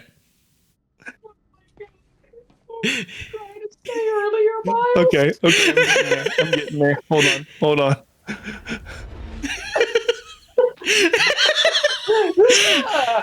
I guess we're not progressing the story any further tonight. Hold on, I'm getting a clip right now. The transmitter MJ found.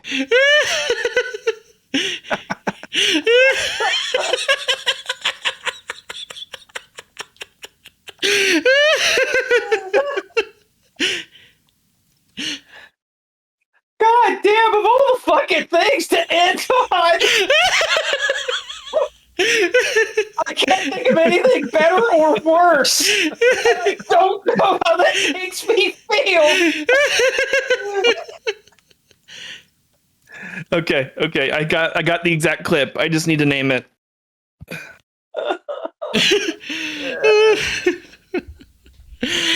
I'm ending it now because how are we going to top that? How are we going to top that?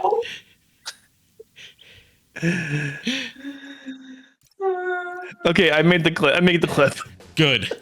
That needed to be preserved for future generations. Really, I just named it "His People Need Him" and go from there. Oh my gosh. I'm so glad I was there for that. All right, we're going to raid level 99 Gaming Wiz, who is playing Spray Paint Simulator. He is a fellow Eldenwood member, which means he's good people. I want to join sometime. Just in case for y'all's later. Thank you, everyone, for tuning in. Thank you to all of my lovely co-hosts tonight for co-hosting. Thank you to all the raiders for the raids. I'll see you guys tomorrow night at 8 p.m. Eastern Time with the finale to Strong Bad's Cool Game for Attractive People. Go give Level 99 Gaming Wiz my warmest of welcomes. Until then, unpleasant dreams. Please allow us to fuck off. Good night, everybody.